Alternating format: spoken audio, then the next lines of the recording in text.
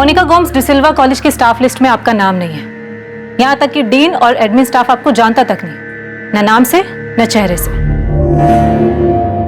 नताशा, अभी उसका सिर्फ एक झूठ पकड़ा गया है, आगे देखो और क्या क्या पता चलता है। जॉर्ज, लेकिन मोनिका कॉलेज जाती थी, मुझे अच्छी तरह से पता है। इवन मुझे भी यही लगता था कि वो वहां पढ़ाती थी। इतने सालों से वो ऐसे कैसे झूठ बोल रही थी? सिर्फ यही नहीं, उसने और कई झूठ बोले। मुझे तो वो पॉल पर भी शक हो रहा है कि पॉल और मोनिका ने मिलकर किया है। पीटर अंकल सही थे। अब तो मुझे भी यकीन हो गया कि सारी डेथ नेचुरल डेथ नहीं थी। आई एम श्योर उनसे कुछ गलती हो रही है। मतलब गलती कॉलेज स्टाफ की कि वो आपको नहीं पहचान रहे? नहीं, कॉलेज नहीं, गलती नताशा और जॉर्ज कर रहे हैं। मैंने कभी उनसे कहा ही नहीं कि मैं डिसिल्वा कॉलेज में प्रोफेसर हूँ। पता नहीं गलती कर रहे हैं या फिर जानबूझकर झूठ बोल रहे हैं। मैं डिसिल्वा कॉलेज जाती हूँ, लेकिन पढ़ाने के लिए नहीं, अपने काम से। अपने काम से मतलब? मैं पढ़ने जाती हूँ। तो अब आप कह रही हैं कि आप डिसिल्वा कॉलेज की स्टूडेंट हैं? नहीं, मैंने ये नहीं कहा। मैं तो ऑलरेडी ग्रेजुएट हूँ। पढ़ने का शौक है, इसलिए डिसिल्वा कॉलेज की लाइब्रेरी जाती हूँ। इनफैक्ट वही नहीं, और भी लाइब्रेरीज जाती हूँ। तो मिस्टर पॉल, आप भी यही कह रहे हैं कि आपको पता नहीं था कि मोनिका डिसिल्वा कॉलेज में पढ़ाती है? एक्चुअली सर, मुझे लगता था कि वो वहाँ पढ़ाती है, लेकिन उसने सामने से कभी कहा नहीं कि वो उस कॉलेज में प्रोफेसर है। और जब मैंने पूछा तो उसने बताया कि वो वहाँ सिर्फ लाइब्रेरी में पढ़ने जाती है। वो सही बोल रही हैं। हमारे लाइब्रेरी में मिसेस गायत्री कुंदनकर ने बताया कि मोनिका यहाँ लाइब्रेरी में रेगुलरली आती है। मिस्टर रसल, मोनिका ना तो स्टाफ में है ना स्टूडेंट है, फिर भी वो पिछले 15 सालों से रेगुलर यहाँ आ रही है। वो ऐसे कॉलेज में लाइब्रेरी में एंटर कैसे हो सकती है? आप लोगों ने अलाउ कैसे किया? मैं खुद ये सुनकर हैरान हूँ इंस्पेक्टर। अजीब बात है, मतलब कैसे कोई ऐसे झूठ बोल सकता है कि वो यहाँ टीचर है, और क्यों, जबकि उसका इस कॉलेज से कोई लेना देना ही नहीं। क्यों? मोनिका ने क्यों झूठ बोला कि वो डिसिल्वा कॉलेज में केमिस्ट्री की प्रोफेसर है? इन्वेस्टिगेट कर रही टीम को यह समझ में नहीं आ रहा था कि मोनिका के इस तरह से झूठ बोलने का कारण क्या था। क्या इन्वेस्टिगेशन में इस क्यों का जवाब मिलने वाला था? इन 6 मौतों को अब मर्डर की तरह से देखा जाने लगा था। सर, मुझे तो यही लगता था कि वो यहाँ पर पढ़ाती है। काफी टाइम से मैंने उसका आईडी कार्ड भी नहीं चेक किया था। वो रेगुलरली यहाँ आती थी। अगर मुझे पता होता कि उसका इस कॉलेज से कोई लेना देना नहीं है, तो मैं उसे अंदर घुसने भी नहीं देती थी। आपने आखिरी बार उसका आईडी कब देखा था? सर, याद नहीं है, काफी पुरानी बात है। पर हाँ, मुझे इतना याद है कि उसके पास स्टाफ का एक आईडी कार्ड था।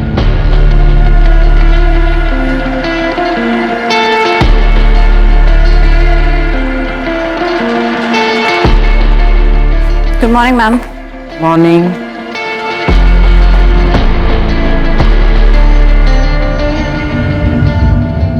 आपके पास उन किताबों की लिस्ट है जो उसने यहाँ से इशू करवाई हो और अपने घर लेके गई हो? वो कोई भी किताब अपने घर नहीं ले जाती थी। जो भी किताब पढ़ती थी वो यहीं पर पढ़ती थी। बल्कि मैंने उसे 1-2 बार कहा भी था, मोनिका, मैंने देखा है तुम किताबें यहीं पर बैठकर पढ़ती हो, घर क्यों नहीं ले जाती? आराम से पढ़ लिया करो ना। मैडम, मुझे कोई भी काम अधूरा छोड़ना पसंद नहीं है, इसलिए यहीं पे पढ़ लेती हूँ। और वैसे भी घर पे और भी बहुत सारे काम होते हैं। मुझे भी ये समझ में नहीं आ रहा है कि ये हो कैसे सकता है। वो लाइब्रेरी में आती है, यहाँ तक कि हमारी सिक्योरिटी भी नहीं रोकती उसे यहाँ आने के लिए। उन्हें भी ये लगता है कि वो यहाँ पढ़ाती है। साहब, वो मैडम तो मेरे यहाँ पे नौकरी लगने से पहले से आती हैं, सब जानते हैं उन्हें साहब। कभी आई कार्ड चेक किया तुमने उनका? साहब, जिन टीचर को रोज आते जाते देखते हैं, उनसे आईडी कार्ड कैसे मांगेंगे साहब?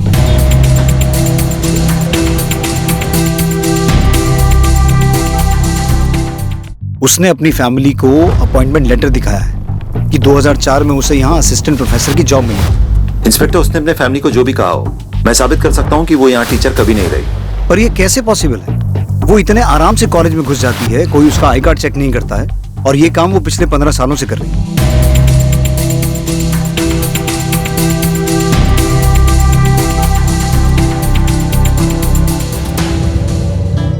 अगर हम ये भी मान ले कि उसने आईडी कार्ड जाली बनवाया होगा और उसी के बेस पे सबने उसे टीचर मान लिया, तब भी आईडी कार्ड हर साल नए बनते हैं। उसने 15 साल कैसे मैनेज किया होगा? मिस्टर रसल, हमारे लिए ये जानना जरूरी है कि क्या मोनिका की पहुंच बैरामेक्सन तक हो सकती है या नहीं। लेकिन जब वो इतने सालों से आपके कॉलेज में, लाइब्रेरी में खुलेआम घूम सकती है, तो वो आपकी केमिस्ट्री लैब में भी जा सकती है, और वहां से बैरामेक्सिन लेकर लैब से, कॉलेज से बाहर भी जा सकती है। ये इम्पॉसिबल है इंस्पेक्टर। बैरामेक्सिन एक रेस्ट्रिक्टेड केमिकल है, लैब में भी सिर्फ एक्सपेरिमेंट्स में यूज होता है, वो भी कड़ी निगरानी में। मुझे आपके लैब इंचार्ज और लैब टेक्नीशियन से मिलना है। बैरामेक्सिन? इसका नाम मैंने पहली बार तब सुना था जब फिलिप की डेथ हुई थी। पुलिस ने बताया था मुझे कि उसने बेरामैक्सिन लिया था और ये एक तरह का जहर होता है। आज तक इससे ज्यादा मुझे बेरामैक्सिन के बारे में नहीं पता। सचमुच? जी सचमुच। ये एग्जैक्टली है क्या? मैंने कभी नहीं देखा। I don't know.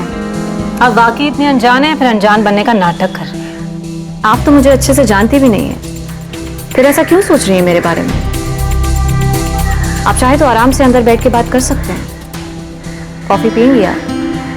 बेरामैक्सिन कहाँ से मिला? डिसिल्वा कॉलेज से ना, इसलिए आप अक्सर वहां जाया करती थी, राइट? मैंने कहा ना, मुझे नहीं पता ये बेरामैक्सिन क्या होता है, कहाँ से आता है। मुझे साइंस में इंटरेस्ट है, लेकिन सिर्फ लर्निंग के प्रोसेस से। वैसे ये बेरामैक्सिन होता क्या है? इंस्पेक्टर, ये हमारे लैब टेक्नीशियन हैं, दीपक मंदार, बीरेन चैटर्जी। ये दोनों 1999 से यहाँ काम कर रहे हैं। यहाँ स्टूडेंट्स जो केमिकल यूज करते हैं एक्सपेरिमेंट्स के लिए, आप उसके इंचार्ज हैं? Yes sir. सर हम बहुत सावधानी बरतते हैं सर। बेरामैक्सिन जैसे रेस्ट्रिक्टेड केमिकल का तो बहुत ध्यान रखते हैं। सर हम सब चेक करते हैं, क्या एक्सपेरिमेंट है और कितनी मात्रा में केमिकल लगेगा सब। और सर जब हम लोग भी ड्यूटी से वापस घर जाते हैं तो सिक्योरिटी हमें भी चेक करते हैं। इंस्पेक्टर, मैं भी आपको यही बता रहा था कि ये पॉसिबल नहीं है। आप दोनों मोनिका गोम्स को जानते हैं? लाइब्रेरी में कई बार मुलाकात हुई है उनसे, कई बार बातें भी हुई हैं। मैं भी मिला हूँ सर उनसे कई बार, पर मुझे ये नहीं पता था कि वो केमिस्ट्री पढ़ाती है। मुझे लगा किसी और डिपार्टमेंट में। मोनिका से बेरामैक्सिन को लेकर कोई बात हुई है?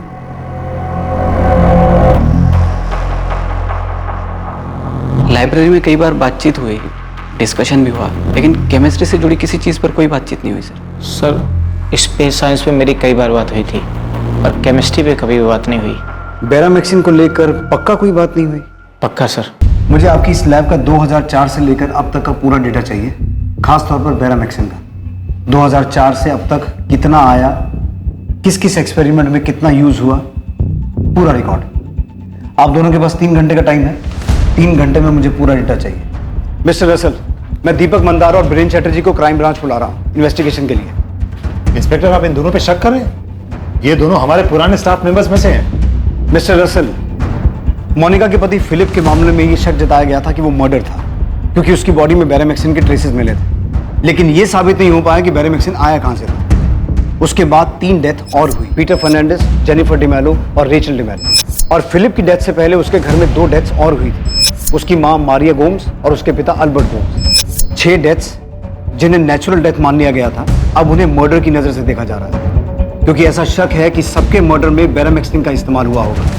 और इन सभी केसेस में हमारी प्राइम सस्पेक्ट मोनिका है। अब ये तो साबित हो चुका है कि मोनिका फर्जी तरीके से आपके कॉलेज में घुसी थी, और मुझे पूरा यकीन है कि मोनिका को बेरामैक्सिन आपकी कॉलेज से ही मिला है। अब या तो उसने आपके कॉलेज की लैब से चुराया है, या फिर उसे ये आपके किसी टेक्नीशियन से मिला है, जिसने अनजाने में या फिर किसी लालच में आकर जानबूझकर उसे दे दिया।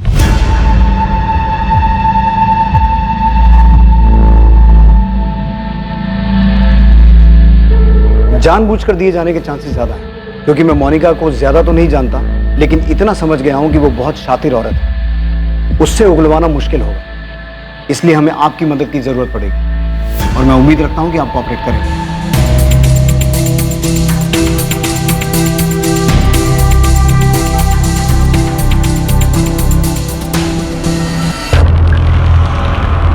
भरत, इस सिल्वा कॉलेज की केमिस्ट्री लैब का डेटा चेक करने के लिए फौरन एक टीम बनाओ। सारा डेटा जल्द से जल्द एनालाइज करो। ठीक है सर, एक टीम बनाकर काम पे लगा देता हूँ। फिलहाल ये केस हमारे लिए सबसे अहम है, बाकी सभी केसेस साइड पे रखो।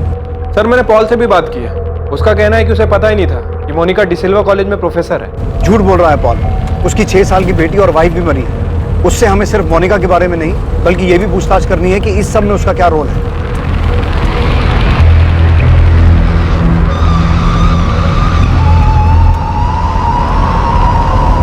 अमृता, मुझे जल्द से जल्द मोनिका के फोन रिकॉर्ड्स चाहिए। जब उसने पहला फोन खरीदा होगा तब से लेकर अब तक जितने भी नंबर इस्तेमाल किए हैं, एक एक नंबर की डिटेल चाहिए। सर तब से लेके अब तक मोनिका भी 38 साल की है, तो उस वक्त 18 से 20 साल की होगी जब उसने पहला फोन खरीदा होगा, राइट? मतलब 2001 या 2 से लेकर अब तक। और पीछे जाना पड़े और पीछे जाओ, लेकिन एक एक नंबर की डिटेल निकालो। कॉलेज में फर्जी तरीके से घुसना, अपने आप को प्रोफेसर बताना, कॉलेज से बेरामैक्सिन चुराना, नकली पेपर्स बनवाना। मैं मानता हूं कि बहुत शातिर औरत है, लेकिन इतना कुछ करने के लिए उसने किसी ना किसी की मदद तो ली होगी। भरत, डिसिल्वा कॉलेज के डेटा पर टीम लगाने के बाद तुम्हारा अगला काम गांधीनगर एफएसएल से बात करना है, क्योंकि शायद फोरेंसिक से हमें यह पता चले कि जो 6 मौतें हुई वो नेचुरल थी या उन्हें जहर दिया गया था। मतलब फिलिप के अलावा वो 5 मौतें हैं जो पिछले 14 साल में हुई हैं। करेक्ट। और उसके तुरंत बाद तुम्हें मोनिका की हिस्ट्री भी निकालनी है। कौन है, कहां से आई, एक एक डिटेल चाहिए मुझे। 6 मौतें मतलब 6 मर्डर्स, जिसमें एक 6 साल की बच्ची भी है। ये औरत है क्या?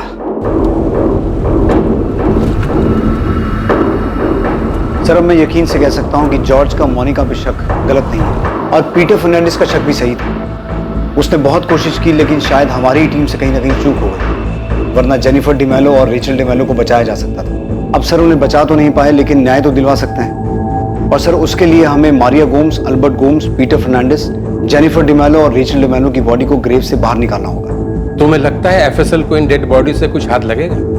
क्योंकि आखिरी बॉडी 4 साल पहले और पहली 14 साल पहले दफनाई गई थी। सर, मैं यकीन से कह सकता हूं कि उन 6 लोगों की डेथ नेचुरल डेथ नहीं थी, बल्कि मर्डर्स। मैं जानता हूं ये काफी चैलेंजिंग होगा, लेकिन फिर भी लेट्स डू इट। तुम गड़े मुर्दे उखाड़ते और हम उस मुर्दे में जो कुछ बचा हुआ होता है उससे उसका पूरा इतिहास निकाल लें। डेड बॉडी निकालने की परमिशन के बाद मुझे बॉडीज निकालते वक्त आपकी टीम की जरूरत पड़ेगी। इन्फॉर्म कर देना, मेरी टीम वहां पहुंच जाएगी। मैं इस केस के ऊपर अभी मेरा काम शुरू कर देता हूं। ये केस बहुत इंटरेस्टिंग होने वाला है। भावेश, मैंने तुम्हें एक नंबर भेजा है, जरा उसका पता लगा। ये एक नंबर है जो काफी टाइम से एक्टिव है। मैं जानती हूँ भावेश कि ये काम आसान नहीं है, लेकिन क्या करें, ये केस भी आर्कियोलॉजी के एक्सपेक्टेशन से कम नहीं है। अमृता जी, आप इस नंबर का 2003 से रिकॉर्ड मांग रहे हैं। ऊपर से इस नंबर पे जिससे बात हुई है उनका भी उतने साल पुराना रिकॉर्ड, और सर्वर में इतना डाटा मेंटेन थोड़ी होता है। अच्छा, जितना निकलता है उतना तो भेजो। डेड बॉडीज को खोदकर बाहर निकालने के लिए हमें मजिस्ट्रेट का ऑर्डर लगेगा। मैं आज ही लेटर भेजता हूँ। जितनी जल्दी परमिशन मिलेगी उतना अच्छा है। मैं चर्च अथॉरिटी से बात करता हूँ, अगर वहां से भी किसी तरह की परमिशन की जरूरत है तो ले लेता हूँ। और साथ साथ तुम्हें ये भी पता करना होगा कि मोनिका को बैरामैक्सिन मिला कहाँ से, क्योंकि अगर 14 साल पुरानी डेड बॉडी से कुछ नहीं मिला तो हमें बैरामैक्सिन के सोर्स को ही ट्रैक करना होगा।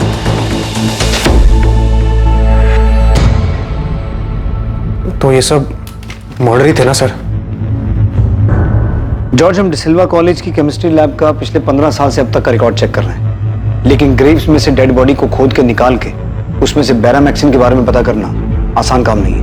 और अगर पता नहीं चल पाया कि जहर दिया गया था, तो फिलिप की डेथ के अलावा बाकी सबकी डेथ नेचुरल मान ली जाएगी। अगर इन डेड बॉडीज में से कुछ नहीं मिलता तो ये केस आगे नहीं बढ़ सकता, जब तक ये ना पता चले कि मोनिका को बैरामैक्सिन कहां से मिला। सर, लेकिन आपको ये तो पता चल चुका है ना कि मोनिका 15 साल से वो फेक आईडी से अपने आप को डिसिल्वा कॉलेज की टीचर बता रही थी। इसका मतलब ये होता है कि औरत फ्रॉड है। सर, मुझे तो ये भी यकीन हो गया है कि डैड की जो विल मोनिका ने पीटर अंकल को लाकर दी थी वो भी फेक थी। सर, डैड के विल को हम कोर्ट में चैलेंज करने ही वाले थे। फिलिप की डेथ हो गई, इसलिए हम दोनों ने अपनी मर्जी से सब कुछ मोनिका को दे दिया, और उसने अपने नाम पे सब कुछ ट्रांसफर करवा भी लिया था। सारी प्रॉपर्टीज, बिजनेस सब मेरे सामने ही उसके नाम पे ट्रांसफर हुआ था। इनफैक्ट पीटर अंकल और मैंने खुद उन पेपर्स पे साइन किए थे विटनेसेस के तौर पे। नताशा, जॉर्ज, ये केस इतना आसान नहीं होगा। हमें 14 साल पीछे जाना होगा और हर उस चीज को प्रूव करना होगा जिससे ये साबित हो कि वो 6 डेथ्स मर्डर्स थे। और सबसे पहले हमें ये पता करना होगा कि मोनिका को बैरामैक्सिन कहां से मिला। इतने रिस्ट्रिक्टेड केमिकल के बारे में इतनी जानकारी कहां से मिली? मैं यकीन के साथ कह सकता हूं कि डिसिल्वा कॉलेज में घुसने के लिए उसने फर्जी डॉक्यूमेंट्स बनाए थे, तो हो सकता है तुम्हारे फादर की विल भी उसने फर्जी बनाई हो। पीटर अंकल भी यही समझाने की कोशिश कर रहे थे। वही थे जिन्होंने फिलिप के बॉडी में वो ब्लू मार्क देखा था। सर, माय गॉड, मतलब पीटर अंकल को पता चल गया था कि फिलिप का मर्डर हुआ है, इसलिए सर वो। मोनिका की फैमिली में कौन कौन है? उसके माँ बाप, भाई बहन, कोई और रिश्तेदार, कोई भी? हाँ सर, उसके मॉम डैड है, कैनाकोना में रहते हैं। लीना, मैं जा रहा हूँ। सेबी, इलेक्ट्रिसिटी बिल भरना मत भूलना। हाँ, भर दूंगा।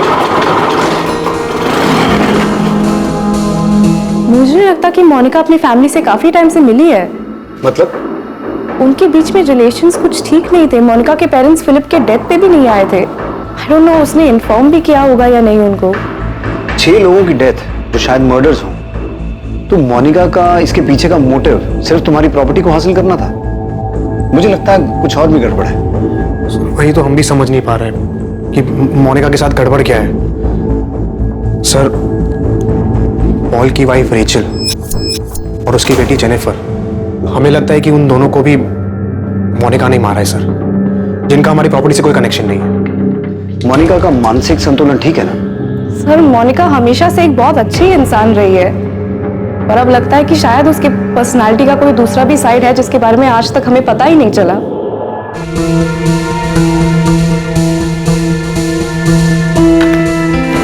क्या हुआ Paul?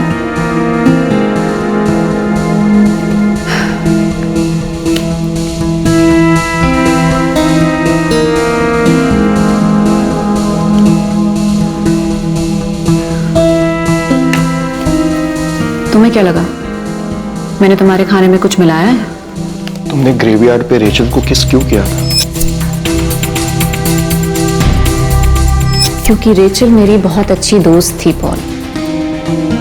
I love you Paul. मैंने कुछ नहीं किया है। नताशा और जॉर्ज को गलतफहमी हो रही है। पॉल मैं प्यार का दिखावा नहीं कर सकती, लेकिन मैं उन सब से प्यार करती थी जिन्हें मैंने खोया है। मुझे भी बहुत दुख है उनके जाने का।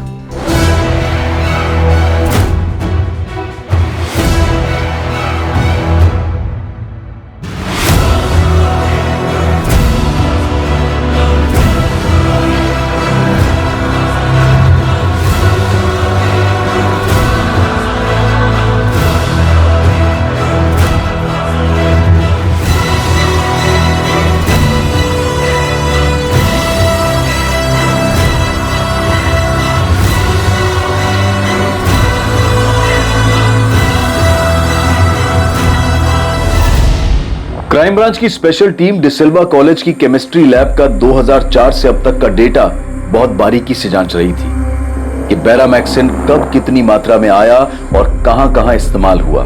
लैब टेक्नीशियन दीपक मंदार और बीरेन चैटर्जी को भी पूछताछ के लिए बुलाया गया था। इसी दौरान मारिया गोम्स, एल्बर्ट गोम्स, फिलिप गोम्स और पीटर फर्नांडिस के अवशेष जांच के लिए ग्रेव्स खोदकर बाहर निकालने की परमिशन भी मिल गई और जेनिफर डिमेलो और रेचल डिमेलो के भी ग्रेव्स को खोदकर उनके अवशेष बाहर निकालने की अनुमति मिल गई।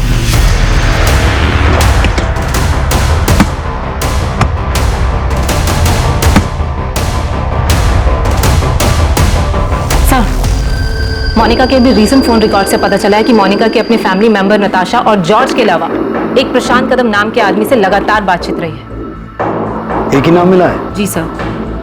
बहुत चालाक औरत है। एनीवे, प्रशांत कदम कौन? सर पॉलिटिकल वर्कर है कलंगुट से। प्रशांत बहुत पॉलिटिकल वर्कर है, कलंगुट में पार्टी का काम देखता है, सॉलिड आदमी है, अच्छी पहुंच है उसकी।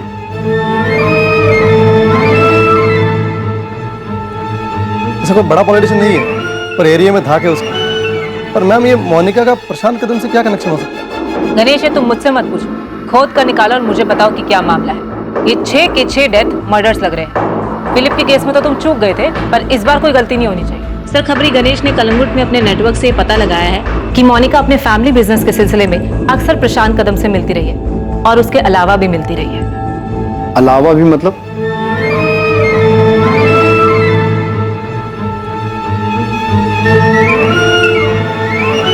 सर, एक्चुअली कलंगुट में प्रशांत कदम का एक छोटा सा होटल है। सालों से मोनिका और प्रशांत वहां मिल रहे हैं। अब मोनिका को उठाकर पूछेंगे तो जाहिर सी बात है वो कहेगी ये बिजनेस मीटिंग थी, भले ही उसके प्रशांत कदम के साथ अवैध शारीरिक संबंध रहे। लेकिन हमारा उसकी पर्सनल लाइफ में कोई इंटरेस्ट नहीं है। लेकिन हमारे लिए ये जानना जरूरी है कि प्रशांत कदम उन 6 लोगों की डेथ या उनके मर्डर्स के बारे में कितना जानता है। उसे उठाकर सीधा सवाल करे तो? सीधा उठाकर सवाल पूछने की बजाय कोई दूसरा रास्ता ढूंढना होगा।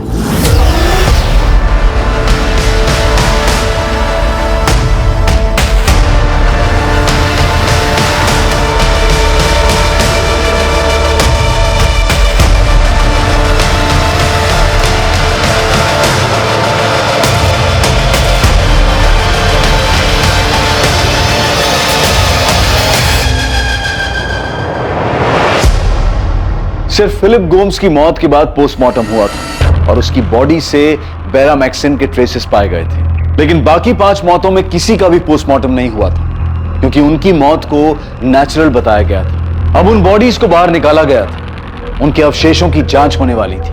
क्या इस जांच में कुछ सामने आने वाला था जिसकी पुलिस को उम्मीद थी?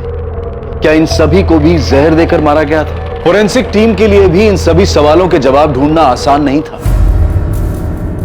प्रफुल्ल, तुम अच्छी तरह जानते हो कि इतने सालों के बाद डेड बॉडी के नाम पर हमें सिर्फ कुछ हड्डियां, कुछ स्केलेटन मिलने वाली थी, और वही हुआ। लेकिन अच्छी खबर यह है कि हम उनका डीएनए हासिल करने में कामयाब हुए। अब उसी से हमें एनालिसिस करना होगा, उसी से पता करना होगा कि जहर दिया गया था या नहीं। मुश्किल है, यहां पर नामुमकिन नहीं। गिरीश जी, आपने कहा नामुमकिन नहीं है, मतलब मुमकिन है। पता चल सकता है कि इनको जहर दिया गया था। इनकी मौत भी बैरामिक्सिन की वजह से हुई है। एग्जैक्टली। लेकिन मुझे थोड़ा टाइम दो, टेस्ट बहुत कॉम्प्लिकेटेड होने वाली है, लेकिन हम जरूर पता लगा लेंगे कि जहर दिया गया था या नहीं। थैंक यू गिरीश जी, आप टाइम लीजिए, लेकिन जितना जल्दी हो सके रिपोर्ट दीजिए प्लीज। सर, आप बार बार हमें यहाँ बुला लेते हैं। हमें जो पता था हम आपको सब बता चुके हैं। अब सर बार बार परेशान करने से हम आपको कुछ नया तो बता नहीं देंगे। सर, हमने सच में कुछ नहीं किया है सर। हमको नहीं मालूम मोनिका को किसने बैरामैक्सिन दिया, कहाँ से दिया, कुछ नहीं मालूम सर। लेकिन हमें तो कुछ और ही पता चला है। बैठो। वैसे आप लोगों को पता है ना कि हमारी एक टीम आपकी लैब का 2004 से लेकर अब तक का बैरामैक्सिन का रिकॉर्ड चेक कर रही थी। उसमें ये सामने आया है कि 2005, 2007, 2010, 2012, 13 और 2015 में आपकी लैब से बैरामैक्सिन गायब हुआ है।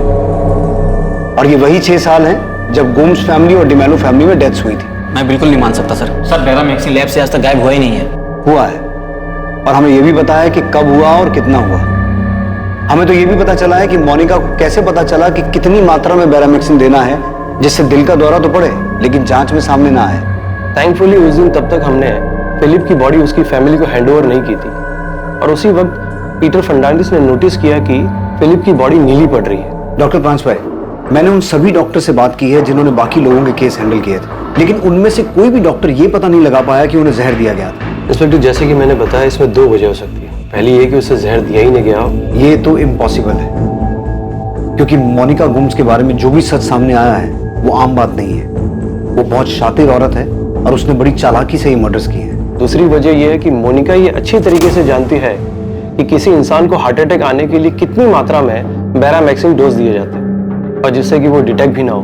तो मोनिका को एग्जैक्टली पता होगा कि कितना बैरामैक्सिन देना है। शायद मोनिका को एग्जैक्ट मात्रा पता थी, और ये वो खुद पता नहीं लगा सकती जब तक कोई एक्सपर्ट उसे ना बताए, और इसी काम में आप दोनों ने उसकी मदद की है। वैसे आपकी जानकारी के लिए बता दूं, बाकी 5 लाशों को भी ग्रेव्स में से खोद कर निकाल लिया गया है। उसकी जांच चल रही है, और अगर उन लाशों में बैरामैक्सिन के ट्रेसेस मिले ना, तो तुम दोनों तो बहुत बुरा फंसने वाले। सर, मैं कसम खा के बोल रहा हूँ, मैंने कुछ नहीं किया। सर, इतना खतरनाक केमिकल जो एक्सपेरिमेंट में भी इतनी निगरानी में यूज होता है, मैं ऐसे ही किसी को नहीं दूंगा। सर, हम पहले ही बता चुके हैं, हम बस उसे लाइब्रेरी में मिले थे, थोड़ी बहुत कुछ बातचीत हुई थी, लेकिन केमिस्ट्री या बैरामैक्सिन के बारे में कोई बातचीत नहीं हुई। हम लोगों ने लैब के रिकॉर्ड बहुत अच्छे तरीके से मेंटेन किए। हमें मान ही नहीं सकते सर कि केमिकल गायब हुआ है। अगर हुआ भी है तो किसी और ने किया सर, हम दोनों ने नहीं सर। किसी और ने किया है मतलब? और कौन कर सकता है? देखो, बात को समझ लो, ये केस बहुत सीरियस है। हम ऑलरेडी 14 साल लेट चल रहे हैं। अब अगर किसी की वजह से 1 दिन की भी देरी हुई ना, तो उसे बख्शेंगे नहीं हम। सर, हमने कॉलेज से मिले डेटा को 6ठी बार छाना है। कुछ मिला? नहीं सर। और आपको? नहीं। दीपक और बीरेन अभी भी कह रहे हैं कि उन्होंने बैरामैक्सिन मोनिका को नहीं दिया। सर, इतने सालों में रत्ती भर बैरामैक्सिन लैब से गायब नहीं हुआ। सारा रिकॉर्ड क्लियर है। सर, मुझे नहीं लगता कि मोनिका को बैरामैक्सिन लैब से मिला होगा। मोनिका को बैरामैक्सिन दीपक और बीरेन ने ना दिया हो, बल्कि किसी स्टूडेंट ने उसकी हेल्प की हो। एक्सपेरिमेंट के टाइम पे केमिकल चुराया और मोनिका को दे दिया। इंस्पेक्टर, स्टूडेंट्स को कोई भी केमिकल लैब से बाहर ले जाने की इजाजत नहीं है। वो उन्हें वहीं एक्सपेरिमेंट में यूज करने को मिलता है और वहीं खत्म करना पड़ता है। लेकिन जब मोनिका आपके कॉलेज में घुस सकती है, सबको बेवकूफ बना सकती है कि वो वहां पढ़ाती है, तो हो सकता है कि उसने किसी स्टूडेंट को बेवकूफ बनाया हो, उसे यूज किया हो। इंस्पेक्टर, सिर्फ इसलिए कि हमसे एक गलती हो गई कि वो यहाँ टीचर बन के आती रही और हम पकड़ नहीं पाए, इसका मतलब ये नहीं कि आप हमारे सारे स्टाफ पर शक करेंगे। और जब आपको हमारे स्टाफ से कुछ नहीं मिला तो आप हमारे स्टूडेंट पर शक करने लगे। और आप सिर्फ हम पर शक क्यों कर रहे हैं? बैरामैक्सिन सिर्फ हमारे लैब में नहीं यूज होता, बल्कि गोल्ड इंडस्ट्री में भी यूज होता है। आप वहां क्यों नहीं पता करते? वहां भी पता करेंगे, लेकिन मिस्टर रसल, मुझे एक बात का जवाब दीजिए कि मोनिका ने फेक केमिस्ट्री टीचर बन के जाने के लिए आपका ही कॉलेज क्यों चुना? कोई तो वजह होगी ना उसके पीछे। आप उन सभी ईयर्स के स्टूडेंट्स को चेक कीजिए जिन सालों में ये डेथ्स हुई हैं। मैं यकीन के साथ कह सकता हूं कि मोनिका आपके कॉलेज किसी खास मकसद से आई थी। ओके। अमृता। Yes sir. हमें फोरेंसिक से सभी डिटेल्स मिल जाएंगी। अगर ये पता चलता है कि इन सबको जहर दिया गया था तो ये सभी नेचुरल डेथ के केसेस मर्डर केसेस में तब्दील हो जाएंगे। लेकिन मर्डर को साबित करने के लिए, अपराधी तक पहुंचने के लिए हमें हर हाल में ये पता लगाना होगा कि बैरामेक्सिन आया कहां से। सर प्रशांत कदम को उठाए, उससे पूछताछ करें। उठाते हैं प्रशांत। भरत कहाँ है? सर वो मोनिका के मम्मी पापा से मिलने कैना कोना गए। मुझे कैना कोना में मोनिका के पेरेंट्स के घर का एड्रेस मिल गया है। मैं थोड़ी देर में वहाँ पहुँच जाऊँगा। खबरी गणेश ने मेरी मधुकर सावंत से बात करवाई है। वो मोनिका और उसकी फैमिली को बचपन से जानता है। थोड़ी देर में उनसे बात करने वाला हूँ। गुड, मुझे यही पता करना था। भरत, पहले मधुकर से बात करो। फिलहाल मोनिका के माँ बाप से कुछ पूछताछ मत करना, वरना मोनिका अलर्ट हो जाएगी। मम्मा, यस बेटा। नताशा आंटी और जॉर्ज अंकल कह रहे थे कि बेटा उनकी बातों पर ध्यान मत दो, उनकी बातों का कोई मतलब नहीं। पर मम्मी वो पापा के बारे में बात कर रहे थे। जेम्स, वो दोनों बहुत परेशान है बेटा। तुम टेंशन मत लो, मैं उनसे बात करती हूँ, उनकी परेशानी दूर कर दूंगी।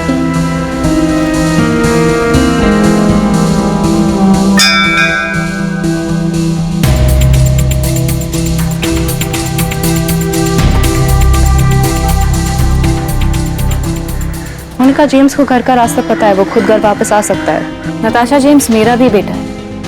फिलिप की हेल्थ और उसके पीने की आदत की वजह से हमने डिसाइड किया था ना कि वो तुम्हारे साथ रहेगा।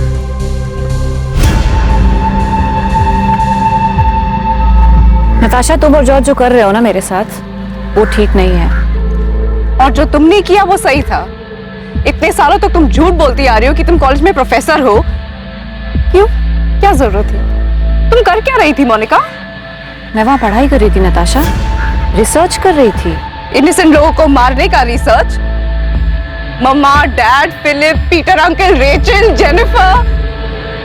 मोनिका, तुमने इन सबको मार दिया। तुमने ये सब कुछ अकेले किया या पॉल ने भी तुम्हारा साथ दिया सब में? जॉर्ज कहाँ है नताशा? लिसन मोनिका, जॉर्ज वापस लंदन चला गया, तुम उसको छोड़ो। तुम मेरे सवाल का जवाब दो। वापस चला गया?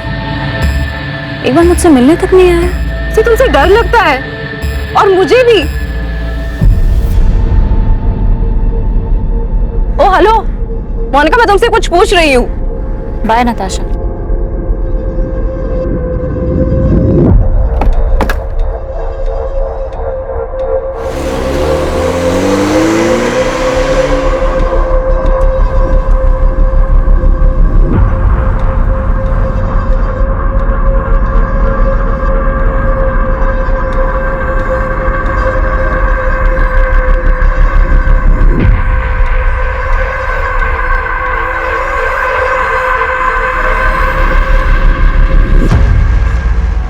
हाँ, जानता हूँ मोनिका, कई साल से जानता हूँ। तो चलो फिर तुमसे कुछ पूछताछ कर लेते हैं। इस बारे में काफी टच में हूँ मोनिका, तो जानते ही होगे किस बारे में बात करनी। वैसे तुम्हारे पार्टी प्रमुख से बात हो गई, अगर इस सब में तुम्हारा कोई हाथ है तो हम तुम्हें अरेस्ट कर सकते हैं। चलो। प्रशांत कदम बहुत कुछ जानता था। इस मामले में उसकी भूमिका होने के भी काफी आसार थे, पर बावजूद इस सब के उसे तोड़ना पुलिस के लिए आसान नहीं था। दूसरी तरफ कैनाकोना में पुलिस मधुकर सावंत से मोनिका के अतीत के बारे में बहुत कुछ सनसनीखेज जानने वाली थी। आइए मधुकर।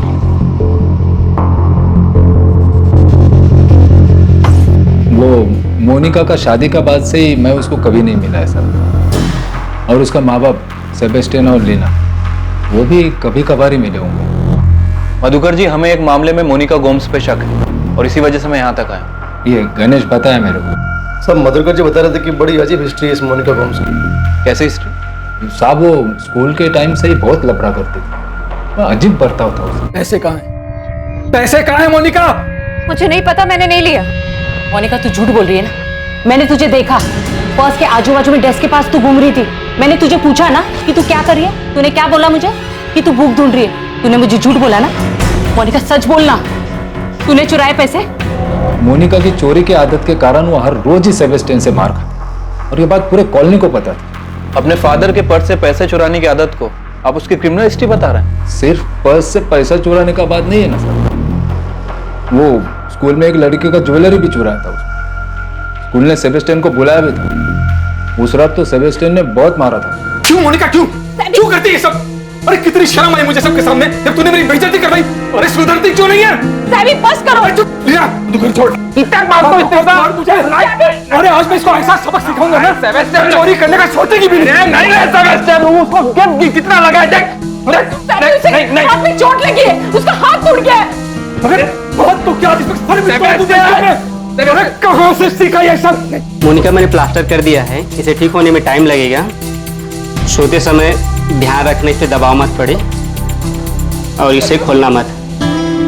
उस रात तो सेबेस्टियन ने मोनिका को इतनी बुरी तरह मारा तो उसका हाथ फ्रैक्चर हो गया। मोनिका क्यों करती है तू ऐसा?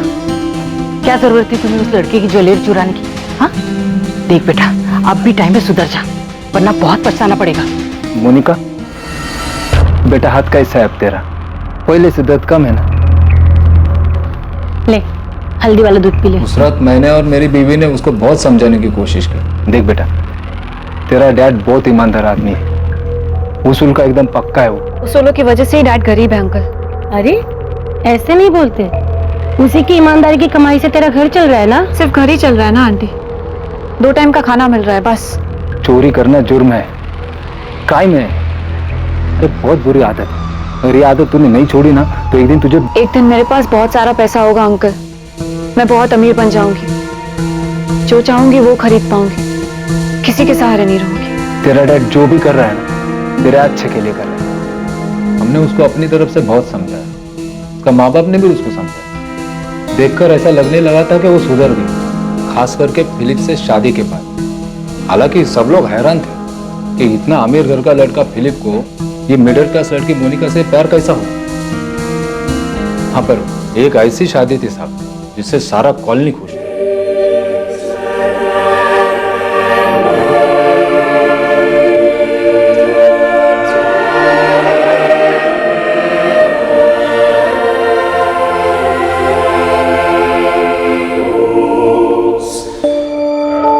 मोनिका के माँ बाप ही नहीं बल्कि आपकी कॉलोनी उसकी शादी से खुश थी। मधुकर जी, हमें पता चला है कि मोनिका काफी टाइम से अपने पेरेंट्स से मिलने नहीं गई और उसके पेरेंट्स भी काफी समय से मोनिका से मिलने नहीं आए, यहाँ तक कि फिलिप्स गोम्स की मौत हो जाने के बाद भी नहीं। ऐसा क्यों? इस बारे में मैं ज्यादा नहीं जानता सर। हाँ पर सेबेस्टियन ने अपनी लाइफ में कुछ चीजों को स्वीकार कर लिया था। देखना नहीं चाहती मतलब? मैं कुछ समझा नहीं। वो मुझसे और लीना से मिलना ही नहीं चाहती, उसे अब अपनी जिंदगी में हमारी कोई जरूरत नहीं। मरे और कितने आग? पता नहीं, मुझे लगता था फिलिप से शादी के बाद वो बदल जाएगी, ठीक हो जाएगी, पर ऐसा कुछ नहीं हुआ। वो जैसी थी वैसे ही है। मेरी इकलौती बेटी, इकलौती औलाद अपने माँ बाप की शक्ल तक देखना नहीं चाहती। सेबेस्टियन ने कभी नहीं बताया कि मोनिका ने उनसे नाता क्यों तोड़ा। देखिए मधुकर जी, आप मोनिका और उसकी फैमिली को बचपन से जानते हैं। मैं आपसे सीधा एक सवाल पूछता हूँ, कुछ छुपाइएगा। मधुकर जी, क्या यह पॉसिबल है कि सेबेस्टियन और लीना को पता था कि उनकी बेटी मोनिका ने अपने ससुराल वालों को जहर देके मारा? मधुकर जी, मोनिका के पति के केस में साफ हुआ है कि उसकी बॉडी में जहर था। अभी साहब मेरे को सेबेस्टियन, लीना और मोनिका के बारे में जितना भी मालूम था ना मैंने आपको बता दिया। अब ये सेबेस्टियन और लीना उसके बारे में क्या जानता है क्या नहीं जानता है वो मेरे को नहीं मालूम।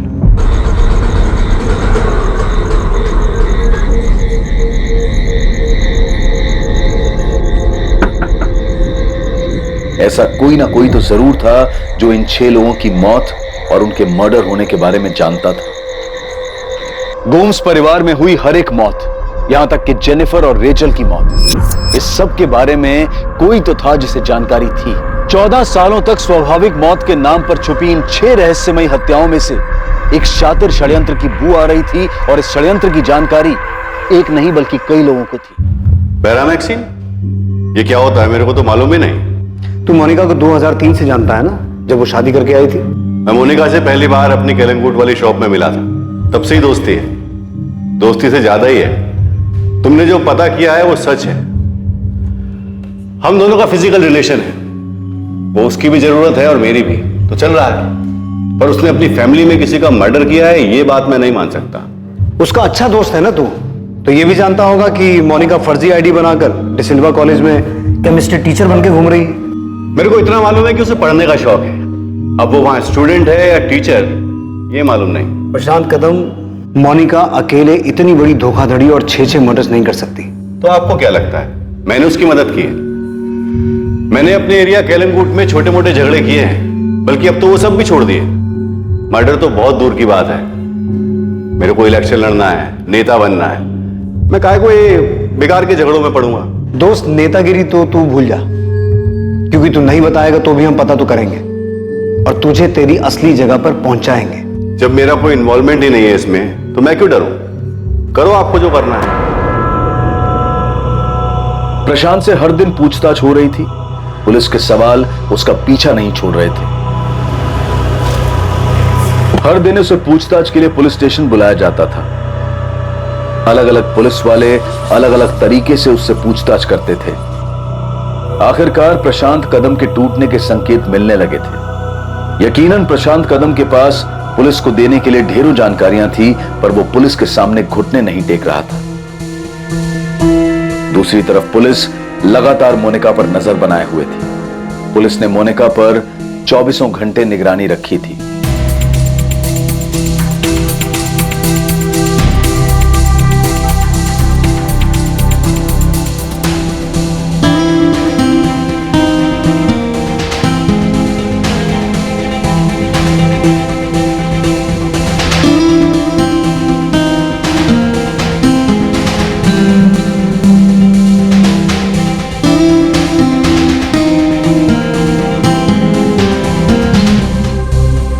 मिस हो गया सर।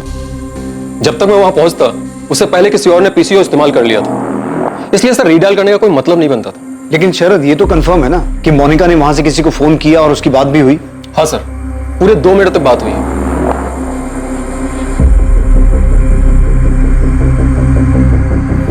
मोनिका ने 1:30 पे कॉल किया था। सर ये है उस पीसीओ का नंबर जहां से उसने कॉल किया था। अमृता, इस लैंडलाइन नंबर के कॉल रिकॉर्ड्स मंगवाओ। ये जानना बहुत जरूरी है कि उसने किसको कॉल किया था। जी सर।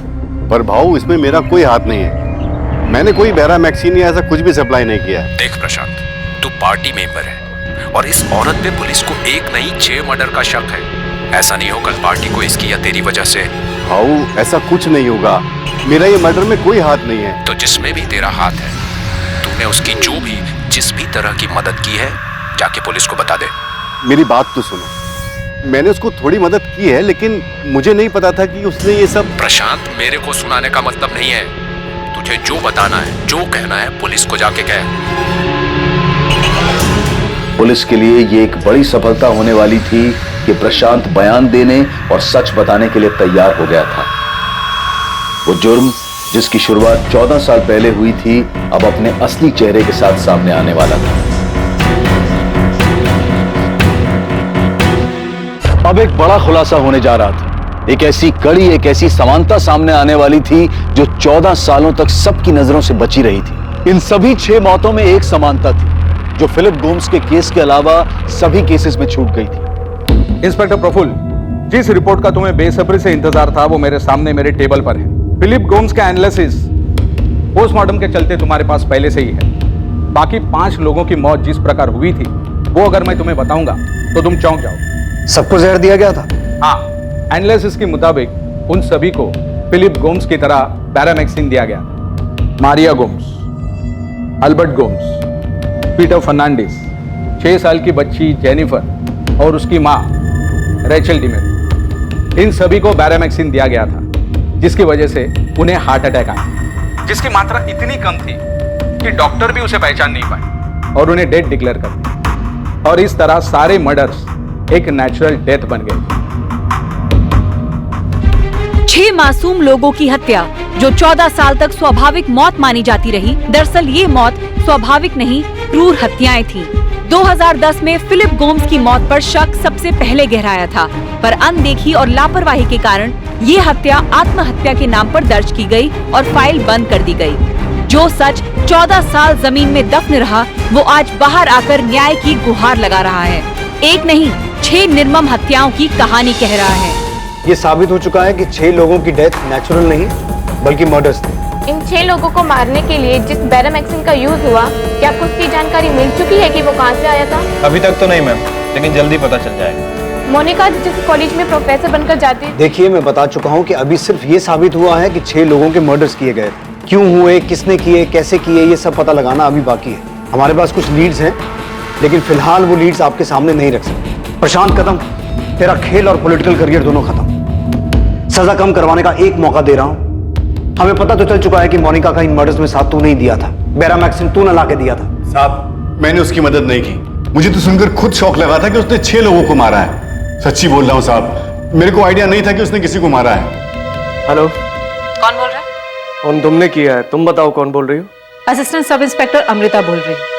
6 दिन पहले मोनिका गोम्स ने तुझे पीसीओ से कॉल किया था ना? 1 सेकंड पहले तो तू बहुत फैल रहा था, ये अचानक तेरी बोलती क्यों बंद हो गई? मोनिका गोम्स को जानते हैं? जी जानता हूं मैं उसे। नाम क्या है तेरा? लॉरेंस। खाली लॉरेंस, आगे पीछे कुछ नहीं है? Kevin Lawrence. केविन, तू मोनिका गोम्स को कैसे जानता? मेरे को बेरामैक्सिन के बारे में तो कुछ मालूम नहीं, पर मैं आपको कुछ और बता सकता हूं। पर मेरे को मालूम नहीं कि उनका इन मर्डर से कुछ लेना देना है कि नहीं। प्रशांत, अपने भेजे का इस्तेमाल कर। मोनिका नहीं बोल रही है तो तू बोल, तेरे पास मौका है। जो जानता है बक दे, वरना दोस्त इतना तोड़ेंगे ना, तुझे बोलना तो पड़ेगा। तो 24 घंटे हमारी निगरानी में, इसलिए भागने की सोचना भी मत। तेरे लिए यही अच्छा होगा कि तू खुद दोना पोला क्राइम ब्रांच में आके रिपोर्ट कर, वरना हम तुझे उठा लेंगे, समझा? अब तक जो सच सामने आए थे वो पूरी तरह से अविश्वसनीय थे, लेकिन अभी और भी रहस्य थे इस केस के, और भी खुलासे होने बाकी थे। ये वो 6 दर्दनाक भयानक हत्याएं थी जो 14 साल पहले से घट रही थी। इस दर्दनाक भयानक केस में सबसे हैरान करने वाली बात यह थी कि हत्याओं की इस श्रृंखला को रोका जा सकता था। ये हत्याएं कभी नहीं होती। ये सब हत्याएं और वो खुलासे जो होने बाकी हैं, जब उनका सच सामने आएगा और ये पता चलेगा कि ये सब क्यों, कैसे और किसने मिलकर किया था, तो सिर्फ पुलिस इन्वेस्टिगेशन में नहीं बल्कि पूरे देश में हड़कंप मचने वाला था। जॉर्ज, ये केस बहुत सीरियस हो गया है। मुझे लगता है तुम्हें गोवा आ जाना चाहिए।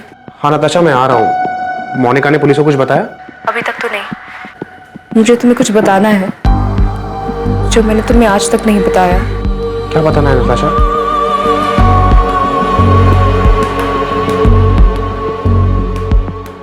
आपको याद दिला दें, पॉल डिमेलो की 6 साल की बेटी जेनिफर और बीवी रेचल डिमेलो भी इस निर्मम हत्याकांड की शिकार हैं।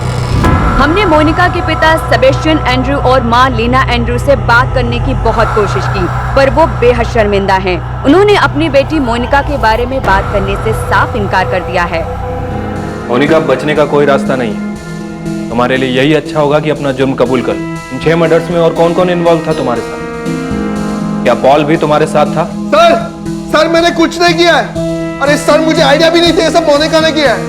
सर प्लीज बिलीव मी, देखो मैंने कुछ नहीं किया है। देखो मोनिका, तुम्हारा जुर्म सामने आ चुका है, इसलिए अब चुप रहने का कोई फायदा नहीं। क्यों मारा तुमने इन सबको? और बेरामैक्सिन कहां से मिला तुम?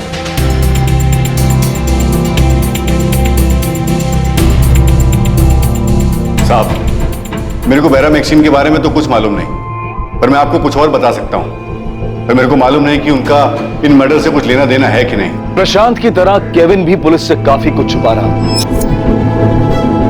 और ऐसा भी कुछ था जो नताशा जानती थी, पर उसने वो आज तक किसी को नहीं बताया। मुझे तुम्हें कुछ बताना है जो मैंने तुम्हें आज तक नहीं बताया। क्या बताना है नताशा? मैंने कुछ नहीं किया है और ना ही किसी का मर्डर किया है। मोनिका, झूठ बोलने से कोई फायदा नहीं है। प्रशांत कदम हमारी कस्टडी में है और केविन लॉरेंस तक भी हम पहुंच चुके हैं, और बाकी के उन सभी लोगों तक पहुंच जाएंगे जिन्होंने तुम्हारी मदद की है। मुझे तो आइडिया भी नहीं, ये सब मोनिका ने किया, और उसने ऐसा क्यों किया और कैसे किया मुझे सच में नहीं पता। प्लीज बिलीव मी मैम, मैं सच कह रहा हूं। इम्पॉसिबल पॉल, उसने 6 लोगों को जहर देकर मार डाला, जिसमें तुम्हारी 6 साल की बेटी जेनिफर और तुम्हारी बीवी रेचल भी थी। मैं सच बोल रहा हूँ मैडम, और हाँ, मुझे उस वक्त किसी पर भी शक नहीं हुआ क्योंकि मेरी बेटी जेनिफर को सांस लेने में प्रॉब्लम हो रही थी, इसलिए हम उसे हॉस्पिटल लेकर गए। उसका दम घुट रहा था और वहां डॉक्टर या फिर किसी और ने हमें ये नहीं बताया था कि उसे जहर दिया गया। डॉक्टर क्या हुआ जेनी को? मुझे देखना उसे। आई एम सॉरी, हम उसे बचा नहीं पाए, उसकी सांस रुक चुकी थी। डॉक्टर, आप एक और बार जेनी को चेक कर लीजिए ना प्लीज, हो सकता है आपको। Paul, she is no more. Hospital लाने से पहले ही उसकी डेथ हो चुकी थी। अगर मेरी बेटी जेनिफर का मर्डर हुआ था या फिर उसे जहर दिया गया था तो ये बात डॉक्टर को डेफिनेटली पता चलती। जो बात डॉक्टर को पता नहीं चली वो मुझे कैसे पता चलती? और जब से इन सब के बारे में पता चला है मैं खुद शॉक्ड हूं। अब तो मुझे मोनिका से डर लगने लगा। 1.5 साल में तुम्हारी बेटी और बीवी दोनों की मौत हो जाती है, तुम्हें उसमें कुछ भी अजीब नहीं लगता? क्योंकि तुम झूठ बोल रही हो। हमें पता है क्यों, क्योंकि तुम्हारा और मोनिका का अफेयर चल रहा था, इसलिए हम दोनों ने मिलकर सबको मार डाला। ये सच नहीं है मैम। मेरे कजिन फिलिप के डेथ के बाद मैं मानता हूं कि मैं और मोनिका काफी क्लोज आ चुके थे, लेकिन हमारे बीच में अफेयर जैसा कुछ नहीं था। और मोनिका ने रेचल की डेथ पर जो किया वो तो मैं सोच भी नहीं सकता। मुझे वो बात बहुत अजीब लगी और मैंने खुद मोनिका से ये सवाल भी किया। मोनिका, एक सवाल मेरे मन में बार बार आता है। क्या? कि मैंने रेचल के साथ कुछ किया है? रेचल की फ्यूनरल के वक्त तुमने उसे किस क्यों किया था?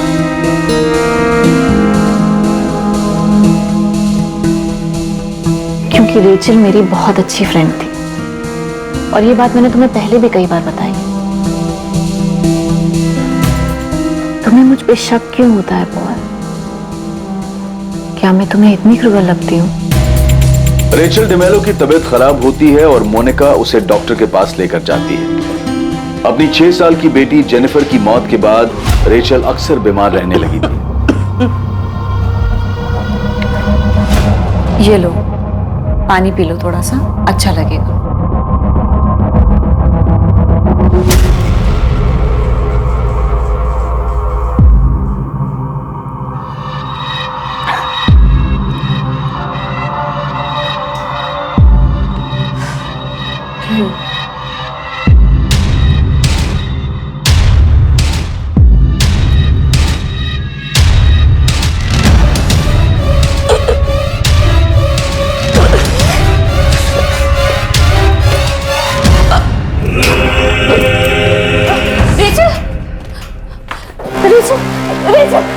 अगर मोनिका ने रेचल के साथ कुछ किया भी था तो ये बात आज सामने आई, लेकिन उस वक्त डॉक्टर को कुछ भी पता कैसे नहीं चला? अब आप बताइए मैडम, उस वक्त मैं किस पर शक करता और कैसे शक करता? एक दशक से भी ज्यादा लंबे समय के लिए जो सच जमीन के नीचे दफन थे, उसके अवशेष आज न्याय की मांग कर रहे थे। लेकिन पुलिस को इस बात का कोई सुराग नहीं मिला था कि मोनिका को बेरामैक्सिन आखिर मिला कहां से, जिससे इन 6 हत्याओं को अंजाम दिया गया था। क्या ये सारी हत्याएं मोनिका ने अकेले की थी या फिर कुछ और लोग भी थे जो उसके इस जुर्म में सहभागी थे? ये पता लगाना मुश्किल था क्योंकि मोनिका ने पूरी तरह से चुप्पी साध ली थी। वो कुछ कबूल करने या बताने के लिए तैयार ही नहीं थी। मोनिका के माता पिता को भी पूछताछ के लिए लाया गया।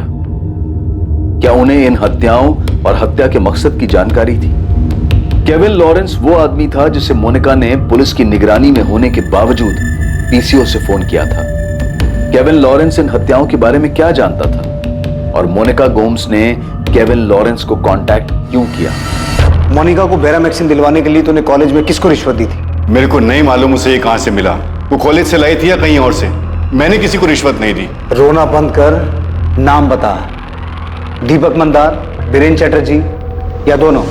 दीपक, बीरेन, 2004 से लेकर अब तक के हर स्टूडेंट, हर स्टाफ मेंबर से पुलिस पता करने में लगी है कि मोनिका को बेरामैक्सिन जैसा रेस्ट्रिक्टेड केमिकल किसने दिया। सर, हमने स्टॉक की सारी डिटेल्स दे दी, जितना भी हमें पता था हमने सब बता दिया। उसके बाद भी सर आप हम पे शक कर रहे हैं? सर, हम बेवजह उस औरत के किए की सजा भुगत रहे। हमने जरा भी बेरामैक्सिन लैब के बाहर नहीं जाने दिया। हम उसकी मदद क्यों करेंगे सर? वो भी 6 लोगों के मर्डर केस में, एक सीरियस क्राइम में। मैं मानता हूं मेरा मोनिका के साथ चक्कर था। मैं ये भी मानता हूं कि मैंने उसकी मदद की है, लेकिन मर्डर में नहीं। मर्डर में नहीं तो किस में? मैं मानता हूं मेरा मोनिका के साथ चक्कर था। मैं ये भी मानता हूं कि मैंने उसकी मदद की है, लेकिन मर्डर में नहीं। मर्डर में नहीं तो किस में? मैंने उसे नकली मार्कशीट बनवा के दी थी। डिसिल्वा कॉलेज का अपॉइंटमेंट लेटर और आई कार्ड भी मैंने ही उसे बनवा के दिया था। क्या? लेकिन क्यों? डिसिल्वा कॉलेज का नकली आई कार्ड, नकली मार्कशीट, अपॉइंटमेंट लेटर, ये सब बनवाने के पीछे कोई मकसद तो होगा ना? मेरे को नहीं मालूम था कि वो इसका क्या करने वाली है। मैंने पूछा ही नहीं। प्रशांत, डिसिल्वा कॉलेज में तुम्हारी कोई अप्रोच है? एंट्री दिला सकते हो मुझे वहां? तुम्हें वहां एडमिशन लेना है? फिर से स्टूडेंट बनना चाहते हो? नहीं, लेक्चरर। लेक्चरर? मोनिका, वो साइंस कॉलेज और तुम कॉमर्स ग्रेजुएट। क्या करोगी वहां लेक्चरर बन के? तुम मुझे केमिस्ट्री की मार्कशीट दिलवा सकते हो? तुम्हें ये सब करना क्यों है? क्योंकि मैं केमिस्ट्री की लेक्चरर बनना चाहती हूँ, इसलिए।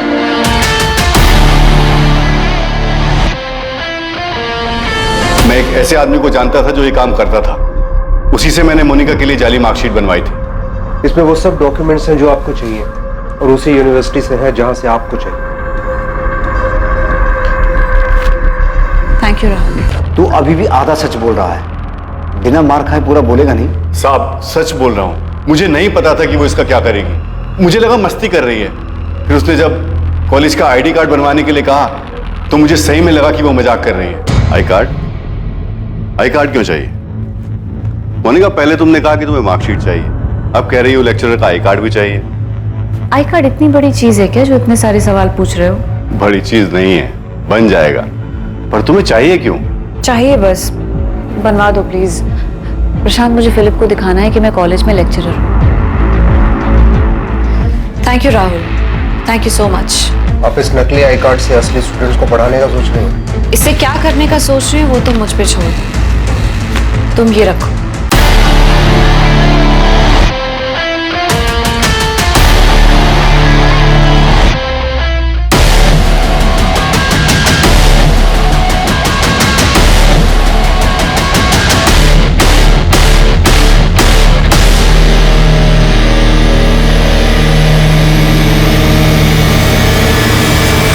फिर 2005 में मोनिका के सास के मरने की खबर आई। साहब, मैं कसम खाकर बोलता हूँ, मेरे को नहीं मालूम था कि वो नेचुरल डेथ नहीं थी। मुझे तो खुद अभी पता चला कि वो मर्डर था। तूने ये तो बता दिया कि तूने कैसे नकली मार्कशीट और नकली आईडी बनाकर मोनिका को कॉलेज के अंदर घुसाया। अब इतने ही प्यार से ये भी बोल दे कि उसके लिए बैरामैक्सिन कॉलेज से बाहर कैसे लाया। देख, ये तो हो नहीं सकता कि तुझे मोनिका की सास के मर्डर के बारे में पता नहीं था। कसम से नहीं मालूम था। हाँ, इतना जरूर जानता था कि मोनिका अपनी सास से बहुत परेशान रहती थी।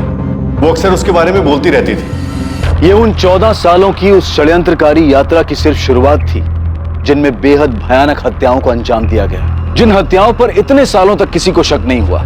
पर सच ये है कि ऐसे बहुत सारे लोग थे जिन्हें इन हत्याओं की जानकारी थी, जो जानते थे कि मोनिका दुखी है अपनी सास से, अपने हालात से। लेकिन ऐसा कैसे संभव है कि किसी को संदेह नहीं हुआ? राहुल सिंह जी, चल तेरे जेल चलने के असली डॉक्यूमेंट्स बनवाते हैं। प्रशांत कदम के इकबालिया बयान के तहत नकली मार्कशीट और आई कार्ड बनाने वाले राहुल सिंह को पुलिस ने गिरफ्तार किया। राहुल सिंह ऐसे कई चौंकाने वाले खुलासे करने जा रहा था जो अब तक प्रशांत ने भी पुलिस के सामने नहीं रखे थे। सर, केविन अभी भी बार बार यही राग अलाप रहा है कि वो मोनिका को काफी टाइम से जानता है। वो सिर्फ उसका दोस्त है, उसके अलावा कुछ नहीं। लेकिन ये फोन रिकॉर्ड कुछ और ही बता रहे हैं। ये जानते हुए भी कि हम मोनिका पर 24 घंटे नजर रखे हुए हैं, उसके बावजूद भी मोनिका ने अलग अलग एरिया के पीसीओ से केविन को कॉल किया है, जहां हमारे कांस्टेबल ने उनको फॉलो किया।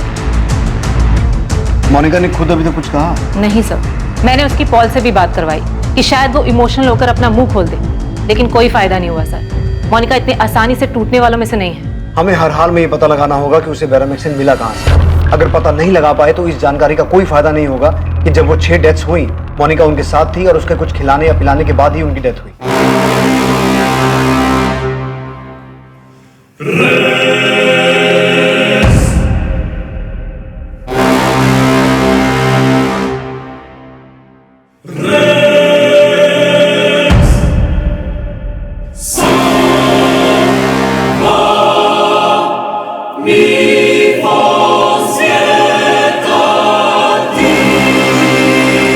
मुझे लगता है कि उसे पता है कि अगर हम ये साबित नहीं कर पाए कि उसे बैरामैक्सिन कहां से मिला, भले उसने वो जहर देकर उन सबको मारा हो, तो वो बच सकता। जब हम इस केस पर पकड़ बनाने की कोशिश कर रहे थे, मोनिका भी अपनी तैयारी कर रही थी। वो जरूर किसी से मिली है जिसने उसे अपना मुंह बंद रखने की सलाह दी है। मुंह बंद रखना, एक शब्द भी मत बोलना। उन्होंने डेड बॉडीज खोद कर निकाली है, उनसे कुछ मिल सकता है। वो इस बार इतनी आसानी से हार नहीं मानेंगे, जमीन आसमान एक कर देंगे। उन्हें पक्का कुछ न कुछ तो मिलेगा। उन्हें सिर्फ मुझ पर शक नहीं है, बल्कि वो ये मान चुके हैं कि ये सब मैंने ही किया है। देखो मोनिका, कोई भी इंसान अंजाम भुगतना नहीं चाहता है, वो भी तब जब इतने साल तक सब शांत हो और बात न उलझी हो। लेकिन अब ये बाहर आ चुके हैं और ये रुकने वाले नहीं हैं। अब इससे निपटने का सिर्फ एक ही तरीका है कि सब लोग अपना मुंह बंद रखें। खुद को बचाने की कोशिश में हाथ पैर मत मारना। सिर्फ एक काम करना है तुम्हें, मना करो, जस्ट डिनाई। और ऐसा सिर्फ तुम्हें नहीं, सब लोगों को करना होगा, तभी बच सकते हो। उसे जरूर किसी वकील से सलाह मिली। इन कॉल रिकॉर्ड्स में किसी वकील का नंबर मिला? नहीं सर। सर, राहुल सिंह ऐसा बहुत कुछ जानता है जो हमारे काम का हो सकता है। फर्जी मार्कशीट और आई कार्ड के पीछे प्रशांत ने बहुत कुछ छुपाया है। मतलब बैरामैक्सिन मोनिका को उसने ला के दिया था? बैरामैक्सिन नहीं सर, लेकिन प्रशांत को पता था कि मोनिका ने अपनी मदर इन लॉ का मर्डर किया है। सर मैंने मोनिका को फर्जी मार्कशीट, अपॉइंटमेंट लेटर और आईडी कार्ड बना के दिया था, पर यह सिलसिला यहां नहीं रुका। नहीं रुका मतलब? मोनिका की सास के मरने के बाद प्रशांत भाऊ ने उसे फिर एक बार मेरे पास भेजा था। और इस बार क्या बनाया तूने?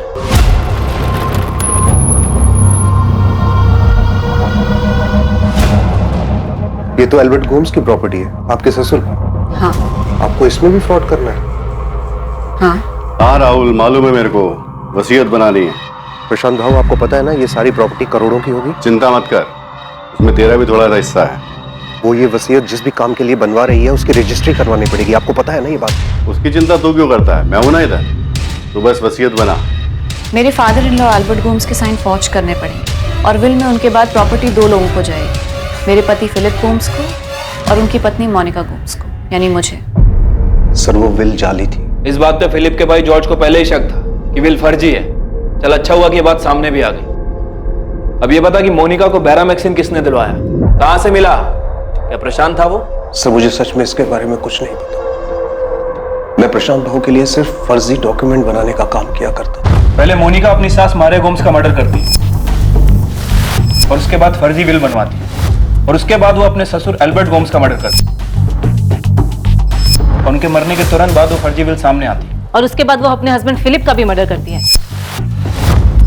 और जैसा कि नताशा और जॉर्ज ने बताया कि फिलिप के मर्डर के बाद दोनों खुशी खुशी सारी प्रॉपर्टी मोनिका के नाम कर देते हैं। अब इन सबको तोड़ना होगा।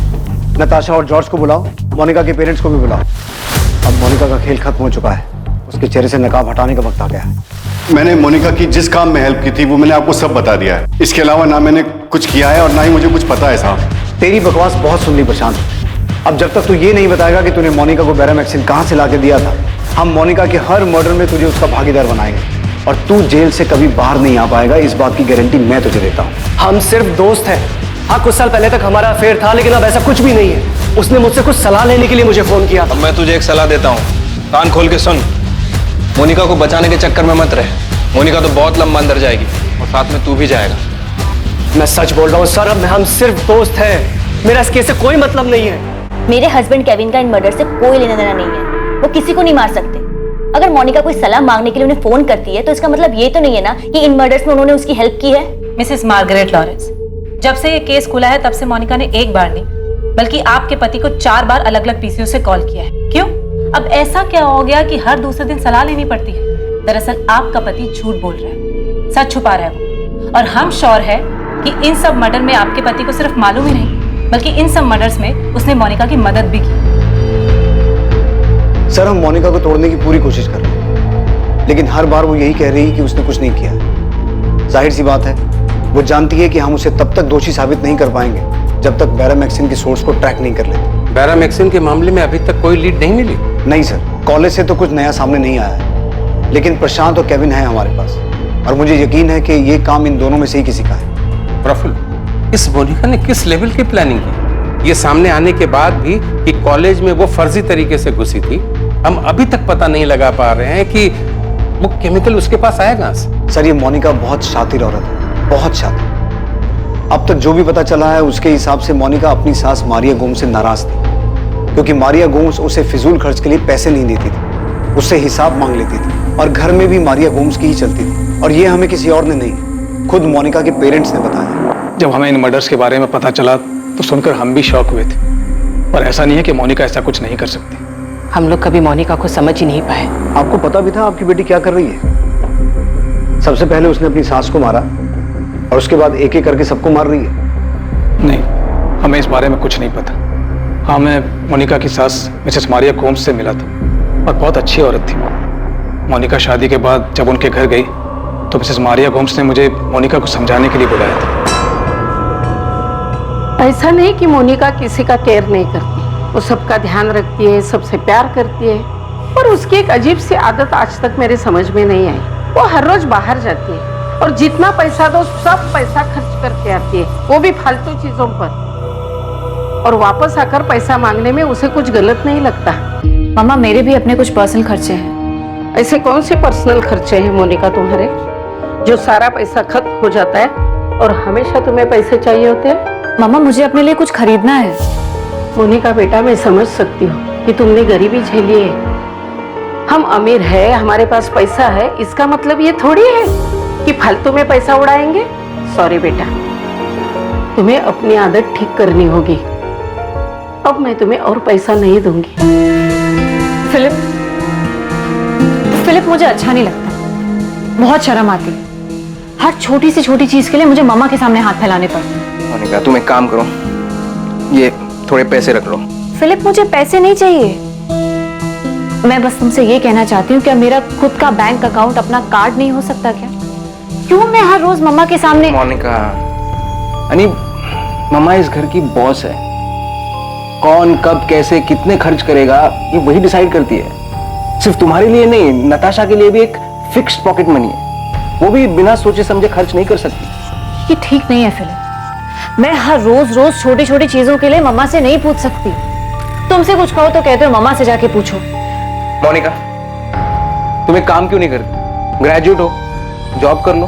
देखो जॉब करोगी तो तुम्हारी सैलरी तुम्हारी होगी, फिर मन चाहे वैसे खर्च कर लो, ना मुझसे कुछ पूछना होगा ना मम्मा से। देखो मोनिका, मैं और डैड फैमिली बिजनेस संभालते हैं और मम्मा घर और पैसे। डैड को मम्मा पर पूरा भरोसा है, मैं तुम्हें पहले भी समझा चुका हूं। आज मम्मा इस घर की बॉस है, मगर कल तुम गोम्स हाउस की और हमारे बिजनेस की बॉस बन जाओगी, पर उसके लिए तुम्हें फाइनेंशियल मैटर्स समझने होंगे। सब कुछ सोच समझ के खर्च करना होगा। सेबेस्टियन, आपको अपनी बेटी को समझाना होगा। देखो आज तक हमने उसके बैकग्राउंड के बारे में कभी सोचा नहीं। फिलिप को पसंद आई, शादी हो गई, उसे भी हमें कोई प्रॉब्लम नहीं थी, पर अब उसकी ये आदत बर्दाश्त नहीं की जा सकती। मोनिका ये हमारा घर नहीं है जो तो कुछ भी करेगी और ये लोग बर्दाश्त करेंगे। डैड मैं उस घर का यहाँ कुछ चाहती भी नहीं, पता नहीं मम्मा ने आपको यहाँ क्यों बुलाया है। मोनिका तू बहुत लक्की है कि हमारी हालत जानते हुए भी डैड प्लीज, अब मैं आपके पैसे पे जिंदा नहीं हूँ कि मजबूरी में आपका भाषण सुनूं। मैं यहाँ अपनी मर्जी से नहीं आया था, मुझे बुलाया गया। डैड प्लीज, आप दोबारा यहाँ कभी मत आना। अगर मम्मा फोन करके भी बुलाए ना तब भी मत आना please. This is my life और मैं अपने तरह से जीना चाहती हूँ और इसमें मुझे आपकी कोई जरूरत नहीं है। ना तो मैं उसे समझा सकता था ना उसके लिए कुछ कर सकता था, इसलिए बस चुपचाप वहां से चला आया।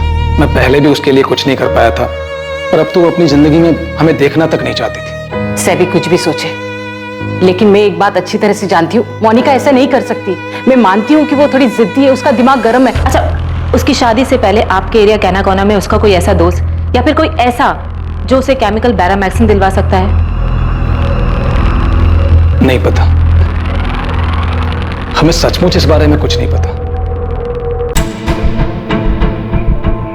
शिरीष वाडकर रजिस्ट्रार ऑफिस का एक एम्प्लॉय था जिसे पुलिस ने उठा लिया था। शिरीष वाडकर वो आदमी था जिसने जाली वसीयत के रजिस्ट्रेशन में मोनिका की मदद की थी। पुलिस ने उस वकील को भी गिरफ्तार किया जिसने जाली वसीयत के बावजूद एल्बर्ट गोम्स की संपत्ति मोनिका के नाम ट्रांसफर करने को वैधता दी थी।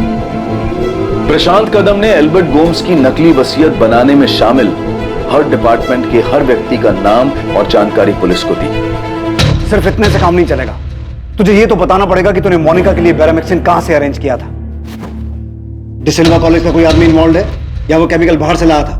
मैं कसम खाकर कह रहा हूं कि मैंने उसके लिए वो केमिकल अरेंज नहीं किया था, पर इतना जरूर बोल सकता हूं कि जब उसके पति फिलिप की मौत के टाइम पर पीटर फर्नांडिस ने वो मामला उठाया था कि वो सुसाइड नहीं मर्डर है, तब मुझे भी मोनिका पर शक हुआ था। मैंने उससे पूछा भी था, लेकिन उसने मुझे यही बताया कि फिलिप ने आत्महत्या की है। उस समय आपके विनोद तावड़े साहब थे, वो भी तो उस समय जाकर पता।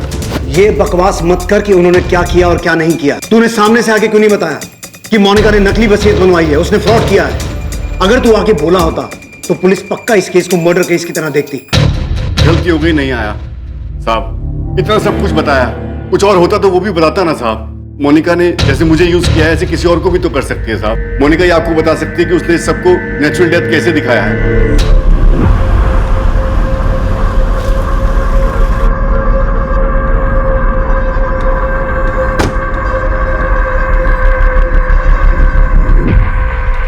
जेम्स कैसा है? वो सब फेस कर पा रहा है? नहीं, वो ठीक नहीं है, एकदम चुप हो गया वो। जब से पुलिस ने मोनिका को गिरफ्तार किया है तब से वो सबसे दूर रहने लगा है। किससे बात नहीं करता? 16 साल का है, इतनी सी उम्र में ये सब। मैंने उसको कितनी बार पूछा कि वो अपनी मम्मा से बात करना चाहता है, लेकिन उसने कोई जवाब ही नहीं दिया। तुम उस दिन कुछ बोल रही थी, कुछ बताना चाह रही थी, क्या बात है? मुझे लगता है मोनिका ने मुझे भी मारने की कोशिश की थी। कभी? इन्हीं दिनों? नहीं, मम्मा के डेथ के बाद उस रात डैड, फिलिप, मैं और मोनिका डिनर कर रहे थे। इतने सालों बाद अब ये बात कितनी अजीब लग रही है कि कैसे मम्मा के डेथ के बाद मोनिका ने पूरा घर संभाल लिया। डिनर भी वो खुद ही टेबल पे लगाती थी। उस रात डिनर के बाद मुझे बहुत उल्टी हुई थी।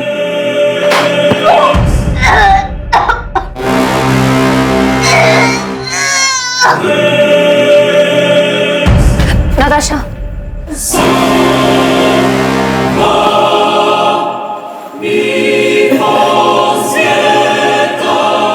तुम ठीक हो ना? जॉर्ज, मुझे लगता है कि उस दिन मोनिका ने मुझे भी मारने की कोशिश की थी। और मम्मा अपने डेथ से 1 महीने पहले बहुत बुरी तरह से बीमार पड़ी थी। उनको इतनी बुरी फूड पॉइजनिंग हुई थी कि 1 महीने तक वो अपने बेड से उठ भी नहीं पाई थी। और उसके 1 महीने बाद मम्मा को हार्ट अटैक आ गया और उनकी डेथ हो गई।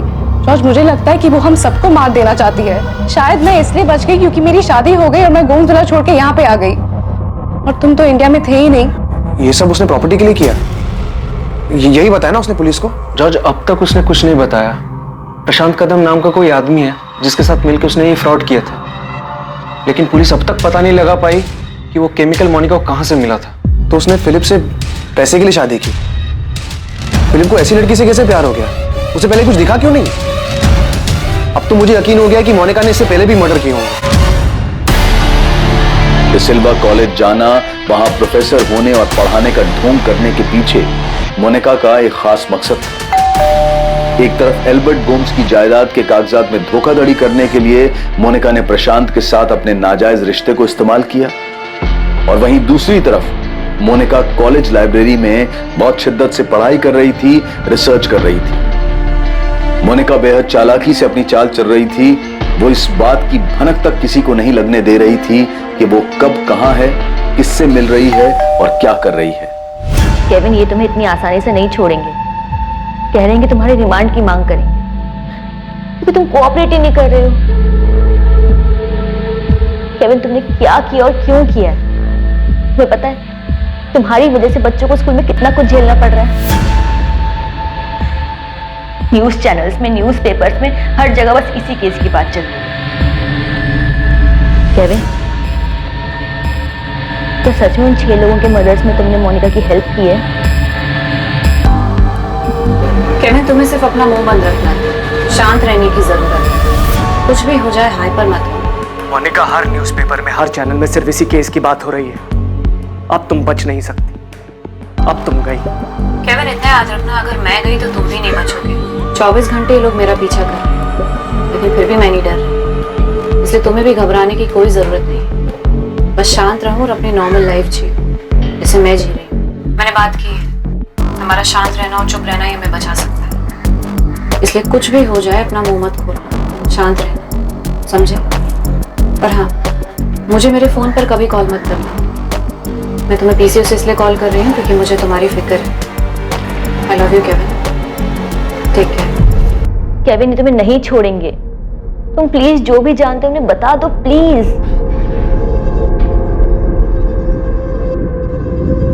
मार्गरेट, मुझसे एक गलती हुई और उस गलती की वजह से इस मोनिका ने मुझे ट्रैप कर लिया है। केविन, अब छुपाने से या चुप रहने से कोई फायदा नहीं है। मुझे नहीं पता तुमने क्या किया और क्यों किया, लेकिन जो भी किया है ना, उसकी वजह से हमारी फैमिली सफर कर रही है। पुलिस को पता है कि तुम इन मर्डर्स में इन्वॉल्व हो। वो तुम्हें यहाँ से जाने नहीं देंगे, इसलिए तुम्हारे लिए यही अच्छा होगा कि तुम उनको सब सच बता दो। मैं मोनिका को उसकी शादी के पहले से जानता था। हम दोनों का अफेयर था। फिर उसकी शादी हो गई। उसकी शादी के बाद हम लोग दोबारा मिले और फिर से सब कुछ शुरू हो गया। लेकिन उस समय मुझे ये नहीं पता था कि ये ऐसे खत्म होगा। केविन, मुझे तुम्हारी लव स्टोरी में कोई इंटरेस्ट नहीं। मुझे सिर्फ ये जानना है कि तुमने मोनिका की क्या और कैसे मदद की, टू द पॉइंट। मैं यकीन के साथ कह सकता हूं, जो बेरामैक्सिन तूने उसे लाके दिया था, सच बोल रहा हूं ना?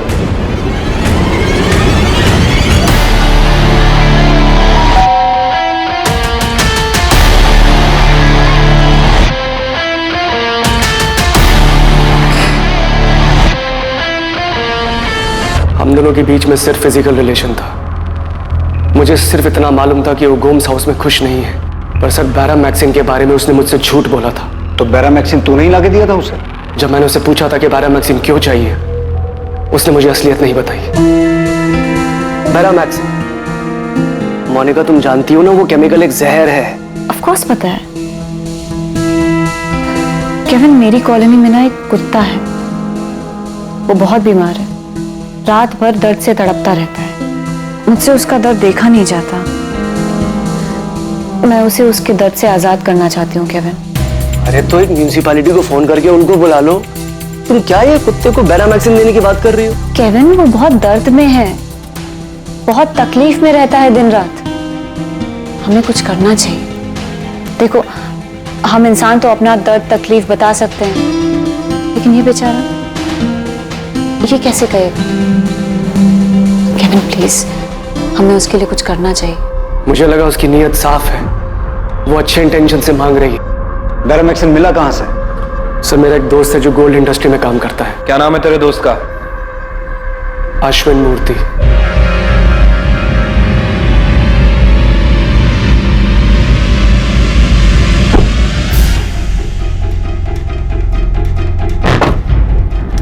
केविन, तूने जितना मांगा था उतना ही लाया हूं, पर थोड़ा ध्यान से, जहर ही। ऑफ कोर्स अश्विन, मुझे पता है जहर है। वैसे तू इसका करेगा क्या? क्यों चाहिए तुझे? अरे मुझे नहीं, मेरे एक दोस्त को चाहिए।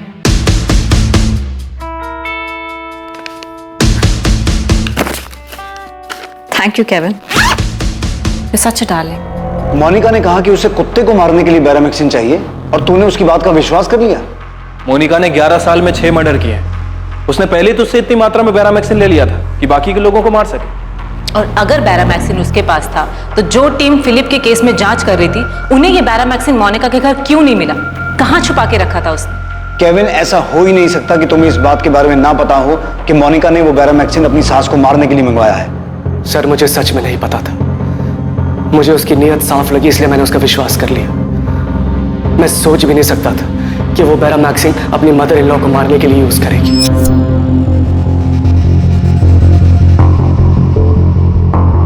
तो तुम्हें इस बात का पता था कि उसने जहर देकर अपनी सास को मारा है ना? केविन, तुम्हें यह भी पता था कि अपनी सास को मारने के बाद बाकी लोगों को भी एक एक करके वो मारने वाली है ना? सर, मैं फंस गया था उसके जाल में।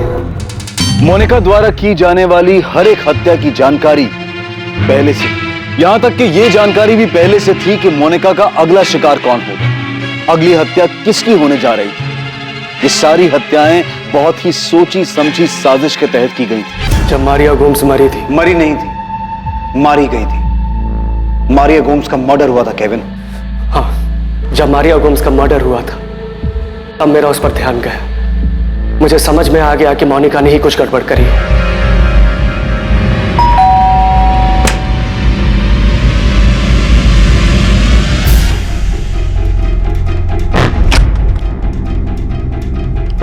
क्या किया तुमने? क्या किया केविन? तुमने अपनी mother in law Maria Gomes का मर्डर किया है ना? मैंने उन्हें नहीं मारा। नहीं मारा? ठीक है, मैं ना अभी पुलिस को फोन करके अभी उनसे बात करता हूँ। केविन, नहीं किया ना तुमने? ऐसा नहीं करो। क्यों नहीं? ठीक है, नहीं करूंगा। मुझे अभी इसी समय सारा का सारा सच जानना है। तुझे मारिया गोम्स की डेथ पर अचानक मोनिका पे शक हो गया? तूने 2+2 किया और तुझे समझ में आ गया कि उसी ने अपनी सास का मर्डर किया। अचानक नहीं, जब मोनिका ने मुझसे बेरामैक्सिन मंगवाई थी, उसके कुछ ही समय बाद मारिया गोम्स को फूड पॉइजनिंग हुई और मरने से लगभग 1 महीना पहले तक वो बेड पर थी। मुझे तभी शक हो गया था कि मोनिका ने कुछ गड़बड़ करी है, और मारिया की डेथ के बाद यकीन हो गया। तभी शक हो गया था मुझे जब उनकी तबीयत खराब हुई थी, लेकिन मैंने तब तुम्हें कुछ नहीं कहा था। लेकिन उनकी डेथ के बाद मुझे पूरा यकीन हो गया है कि तुम... हाँ, मैंने उन्हें मारा है। उन्हें मारने के लिए मैंने तुमसे बेरामैक्सिन मंगवाया था। तो तुमने मुझसे झूठ बोला था? मैं तुम्हारे इस क्राइम में ना तुम्हारा हिस्सेदार नहीं बनता। Kevin Kevin Kevin Kevin listen, Kevin please, Kevin please मुझे समझने की कोशिश करो। केविन, उस औरत ने मेरी जिंदगी हराम कर दी थी, तंग आ गई थी, मैं फ्रस्ट्रेट हो चुकी थी। उसे मारने के अलावा और कोई चारा नहीं था मेरे पास। तुम्हारा दिमाग तो ठीक है ना? तो अब तुम्हें मेरा दिमाग खराब लग रहा है केविन? हाँ, इतने अच्छे से जानते हो मुझे, कितने टाइम से, फिर भी तुम्हें मेरा दिमाग खराब लग रहा है? तुम अच्छी तरह से जानती थी बैरामैक्सिन कैसे यूज करना है, लेकिन मेरे सामने तुम इनोसेंट बनती रही, झूठ बोलती रही मुझसे। केविन, उस औरत ने मेरी जिंदगी मौत से बदतर बना दी थी। ये मत करो, वो मत करो, यहाँ मत जाओ। ऐसा लगता था जैसे किसी पिंजड़े में हो। क्या करती मैं केविन? और उसे एक ना एक दिन तो मरना ही था। केविन प्लीज मुझे समझने की कोशिश करो, प्लीज केविन। केविन, अब तो तुम्हें मुझसे कोई शिकायत नहीं है ना?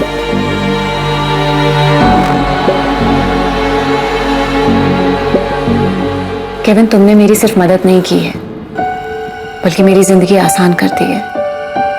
वो सब दिया है जो मैं चाहती हूँ। मैं बेवकूफ था सर, जो उसके जाल में फंस गया। उसके बाद भी तुम मोनिका को बाकी लोगों को मारने के लिए अश्विन से बैरामैक्सिन लाके देता रहा। अश्विन मूर्ति कहां मिलेगा? अश्विन मूर्ति जिसने केविन को बैरामैक्सिन लाकर दिया था, केविन जिसे मोनिका ने सभी हत्याओं को अंजाम देने के लिए इस्तेमाल किया था, वो अश्विन मूर्ति इस केस के बाहर आते ही अपना फोन स्विच ऑफ करके अंडरग्राउंड हो गया था। अश्विन के परिवार पर दबाव डालकर आखिरकार पुलिस उसका ठिकाना जानने में सफल रही और मुंबई के उस होटल में पहुंच गई जहां अश्विन छुपा बैठा था।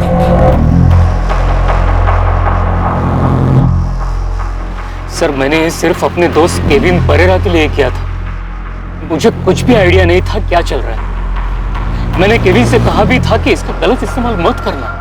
11 साल में 6 मर्डर हो गए अश्विन, और हर बार ये केमिकल तूने ही सप्लाई किया था। तूने एक बार भी नहीं सोचा कि वो लोग इस खतरनाक केमिकल का कर क्या रहा है? हाँ अश्विन, मुझे सारी डिटेल चाहिए। कैसे इस केमिकल को तूने अपनी कंपनी से बाहर करवाया, और उस केमिकल को बाहर करवाने में कितने लोगों ने पैसे खाए? मोनिका, फाइनली ये केस खत्म होने जा रहा है। तुमने तो हमें कुछ नहीं बताया, पर तुम्हें तुम्हारे ही जुर्म की कहानी हम उसके मुंह से सुनवाएंगे जिसने तुम्हें बैरामैक्सिन लाके दिया। चलो।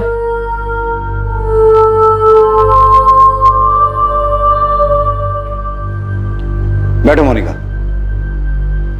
तुम कुछ भी बताने से मना कर रही थी, पर सुन तो सकती हो, याद कर सकती हो 11 साल में तुमने कितने मर्डर्स किए, किस किस को मारा। केविन, मोनिका ने जो दूसरा मर्डर किया अल्बर्ट गोम्स का, उसकी कहानी तुम मोनिका को सुनाओगे। Come on. हमारी आंटी के मर्डर के टाइम पर मैं बुरी तरह फंस चुका था, और वो इसलिए नहीं क्योंकि मैं इसे प्यार करता, बल्कि इसलिए कि मुझसे अनजाने में एक बहुत बड़ी गलती हो गई थी। अगर मेरे इतना समझाने के बाद भी तुम्हें गिल्ट होता है और तुम पुलिस के पास जाने का सोचते हो, तो एक बात जरूर याद रखना केविन, कि बैरामैक्सिन तुमने मुझे लाके दिया था। केविन, हम ये सब भूल कर आगे बढ़ते हैं, क्योंकि किसी को पता नहीं लगने वाला है कि मारिया की मौत कैसे हुई। एक मर्डर में फंसने के बाद मैं आगे वापस फंसने वाला था। मतलब? मुझे पता होता था कि आगे और भी मर्डर्स होने वाले हैं। Thank you Kevin. अब किसको मारने वाली हो? एल्बर्ट गोम्स को।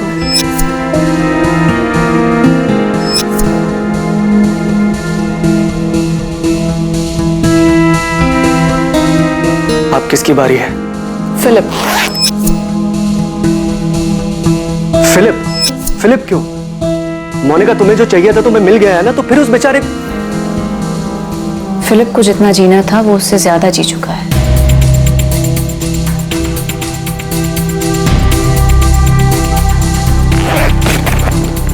Uncle Peter. क्यों?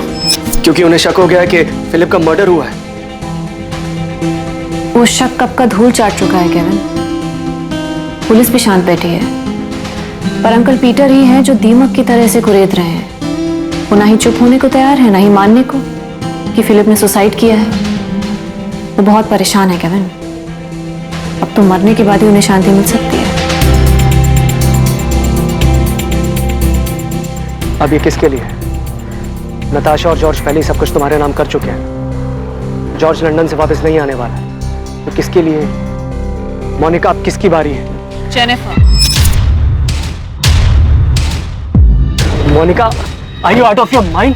जेनिफर डिमेलो, उस बच्ची की क्या गलती है? Bye Kevin.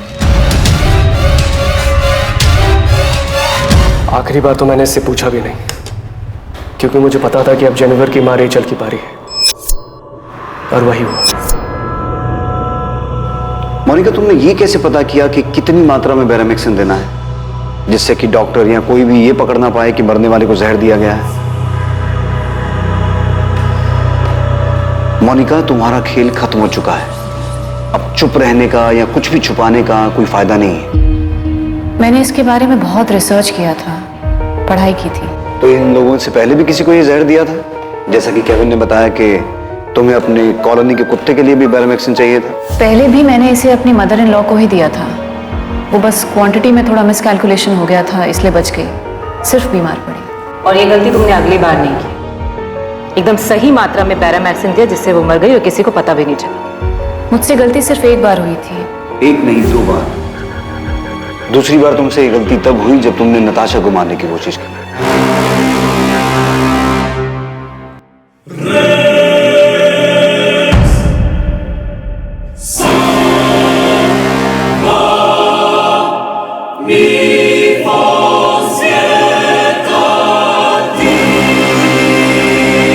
नताशा झूठ बोल रही। मैंने उसे मारने की कोशिश नहीं की। अगर की होती तो वो जिंदा नहीं बचती। मुझसे गलती सिर्फ एक बार हुई थी। तो ये सारी जानकारी, ये सारी रिसर्च तुमने डिसिल्वा कॉलेज की लाइब्रेरी में बैठ के की? हाँ। मतलब ये प्लानिंग तुमने पहले से ही की हुई थी? तुमने fake marksheet, appointment letter, ID, इन सब रिसर्च के लिए बनवाया था? इससे क्या फर्क पड़ता है कि मैंने प्लानिंग की थी या नहीं की थी? जो आपको चाहिए था वो तो पता लग गया है ना। इन लोगों के अलावा किसी का मर्डर किया जो अब तक हमारे सामने नहीं आया, या हो सकता है तुम्हारी फैमिली के सामने भी नहीं आया अब तक? कोई ऐसा जिसे तुम मारना चाहती हो पर बच गया? जॉर्ज, क्योंकि वो भी अंकल पीटर फर्नांडिस की तरह तुम्हारा कच्चा चिट्ठा खोलने पर तुला हुआ था, राइट?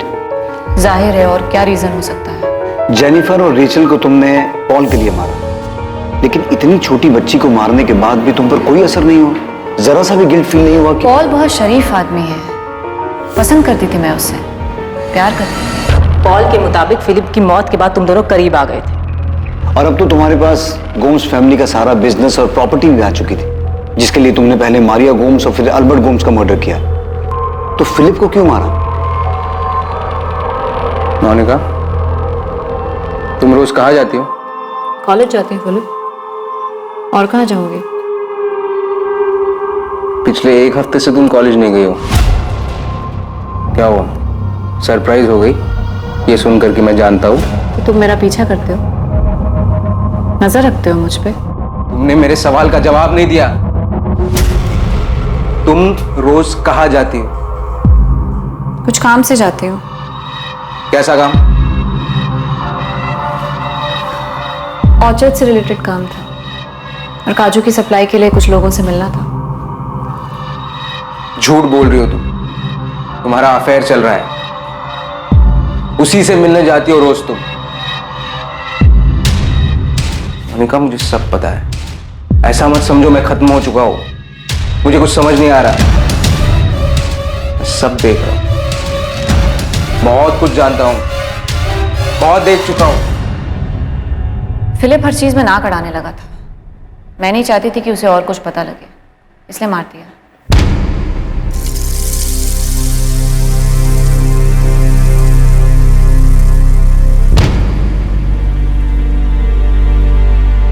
सर, मैंने मोनिका को साइकेट्रिस्ट के पास भेज दिया है, उसकी दिमागी हालत का पता लगाने के लिए।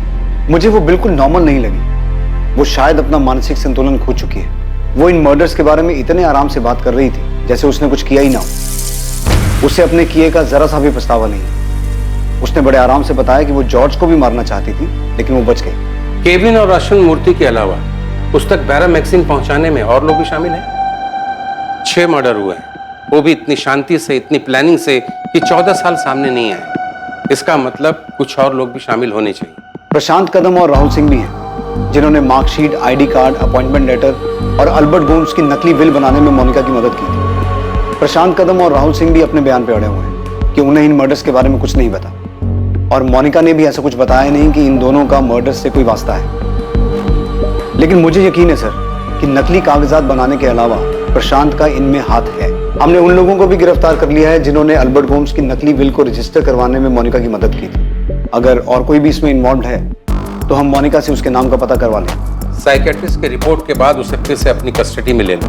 केविन लॉरेंस और अश्विन मूर्ति पर भी सख्त से सख्त चार्ज लगाओ। वो दोनों जानते थे मोनिका को रोक सकते थे, उल्टा उसके साथ शामिल हो, और उस औरत ने 6 लोगों को मार दिया।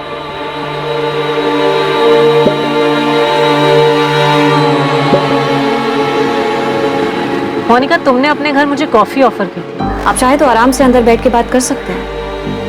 कॉफी पिएंगी आप? क्यों? मुझे भी मारने का plan? Sir, I'm sure Paul भी इन्वॉल्व है इसमें। मोनिका ने उसके साथ मिलकर किया होगा। पर जॉर्ज, हमें ऐसा कुछ भी पता नहीं चला, और मोनिका उन लोगों में से नहीं है जो किसी और को बचाने के लिए खुद सूली पे चढ़ जाए। हमने उससे कई बार पूछा लेकिन उसने एक बार भी पॉल का नाम नहीं लिया। हमारे घर में हमारे आंखों के सामने इतना सब कुछ हो रहा था, हमें पता कैसे नहीं चला? इस सवाल का जवाब तो आपको खुद ही ढूंढना होगा नताशा। दरअसल एक बहुत बड़ी चूक हमसे भी हुई है। जब फिलिप की बॉडी में से बैरामेक्सिन के ट्रेसेस मिले थे और पीटर फर्नांडिस ने इसका मुद्दा भी बनाया था, अगर इस केस को सीरियसली लिया जाता तो पीटर फर्नांडिस, जेनिफर और रीचल को बचाया जा सकता था। मोनिका की मेंटल कंडीशन ठीक है?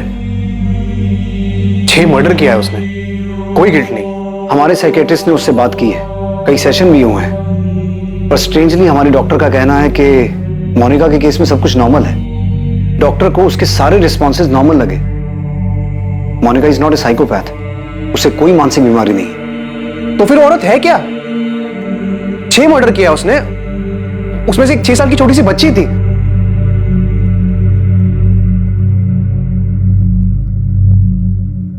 कुछ जुर्म इस कदर अविश्वसनीय और चौंकाने वाले होते हैं कि उनके बारे में सुनकर एक आम इंसान कुछ वक्त के लिए सुन पड़ जाता है। सबसे ज्यादा चौंकाने वाली बात यह है कि इन हत्याओं को कैसे अंजाम दिया गया, और इतने सालों तक ये सामने क्यों नहीं आई, जबकि एक के बाद एक जुर्म को अंजाम दिया जा रहा था। जिन लोगों को इन हत्याओं की जानकारी थी वो इतने सालों तक चुप रहे।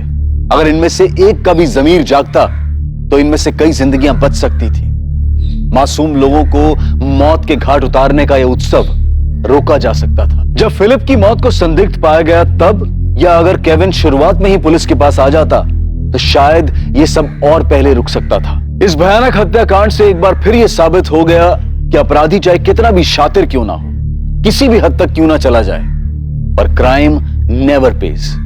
किसी भी जुर्म से अपराधी का मकसद पूरा नहीं हो सकता है। भले ही ऐसा लगा हो कि इतने सालों तक जमीन में दफन ये सच कभी बाहर नहीं आएगा, पर आखिरकार न्याय हुआ और जुर्म सबके सामने आया। इन सभी हत्याओं का मकसद बेहद भयानक, बेहद डराने वाला था, जिसकी जड़ में सिर्फ स्वार्थ और लालच बसा था। लालच पैसे का, पैसे पर पकड़ बनाने और बेतरतीबी से खर्चा करने की आजादी का।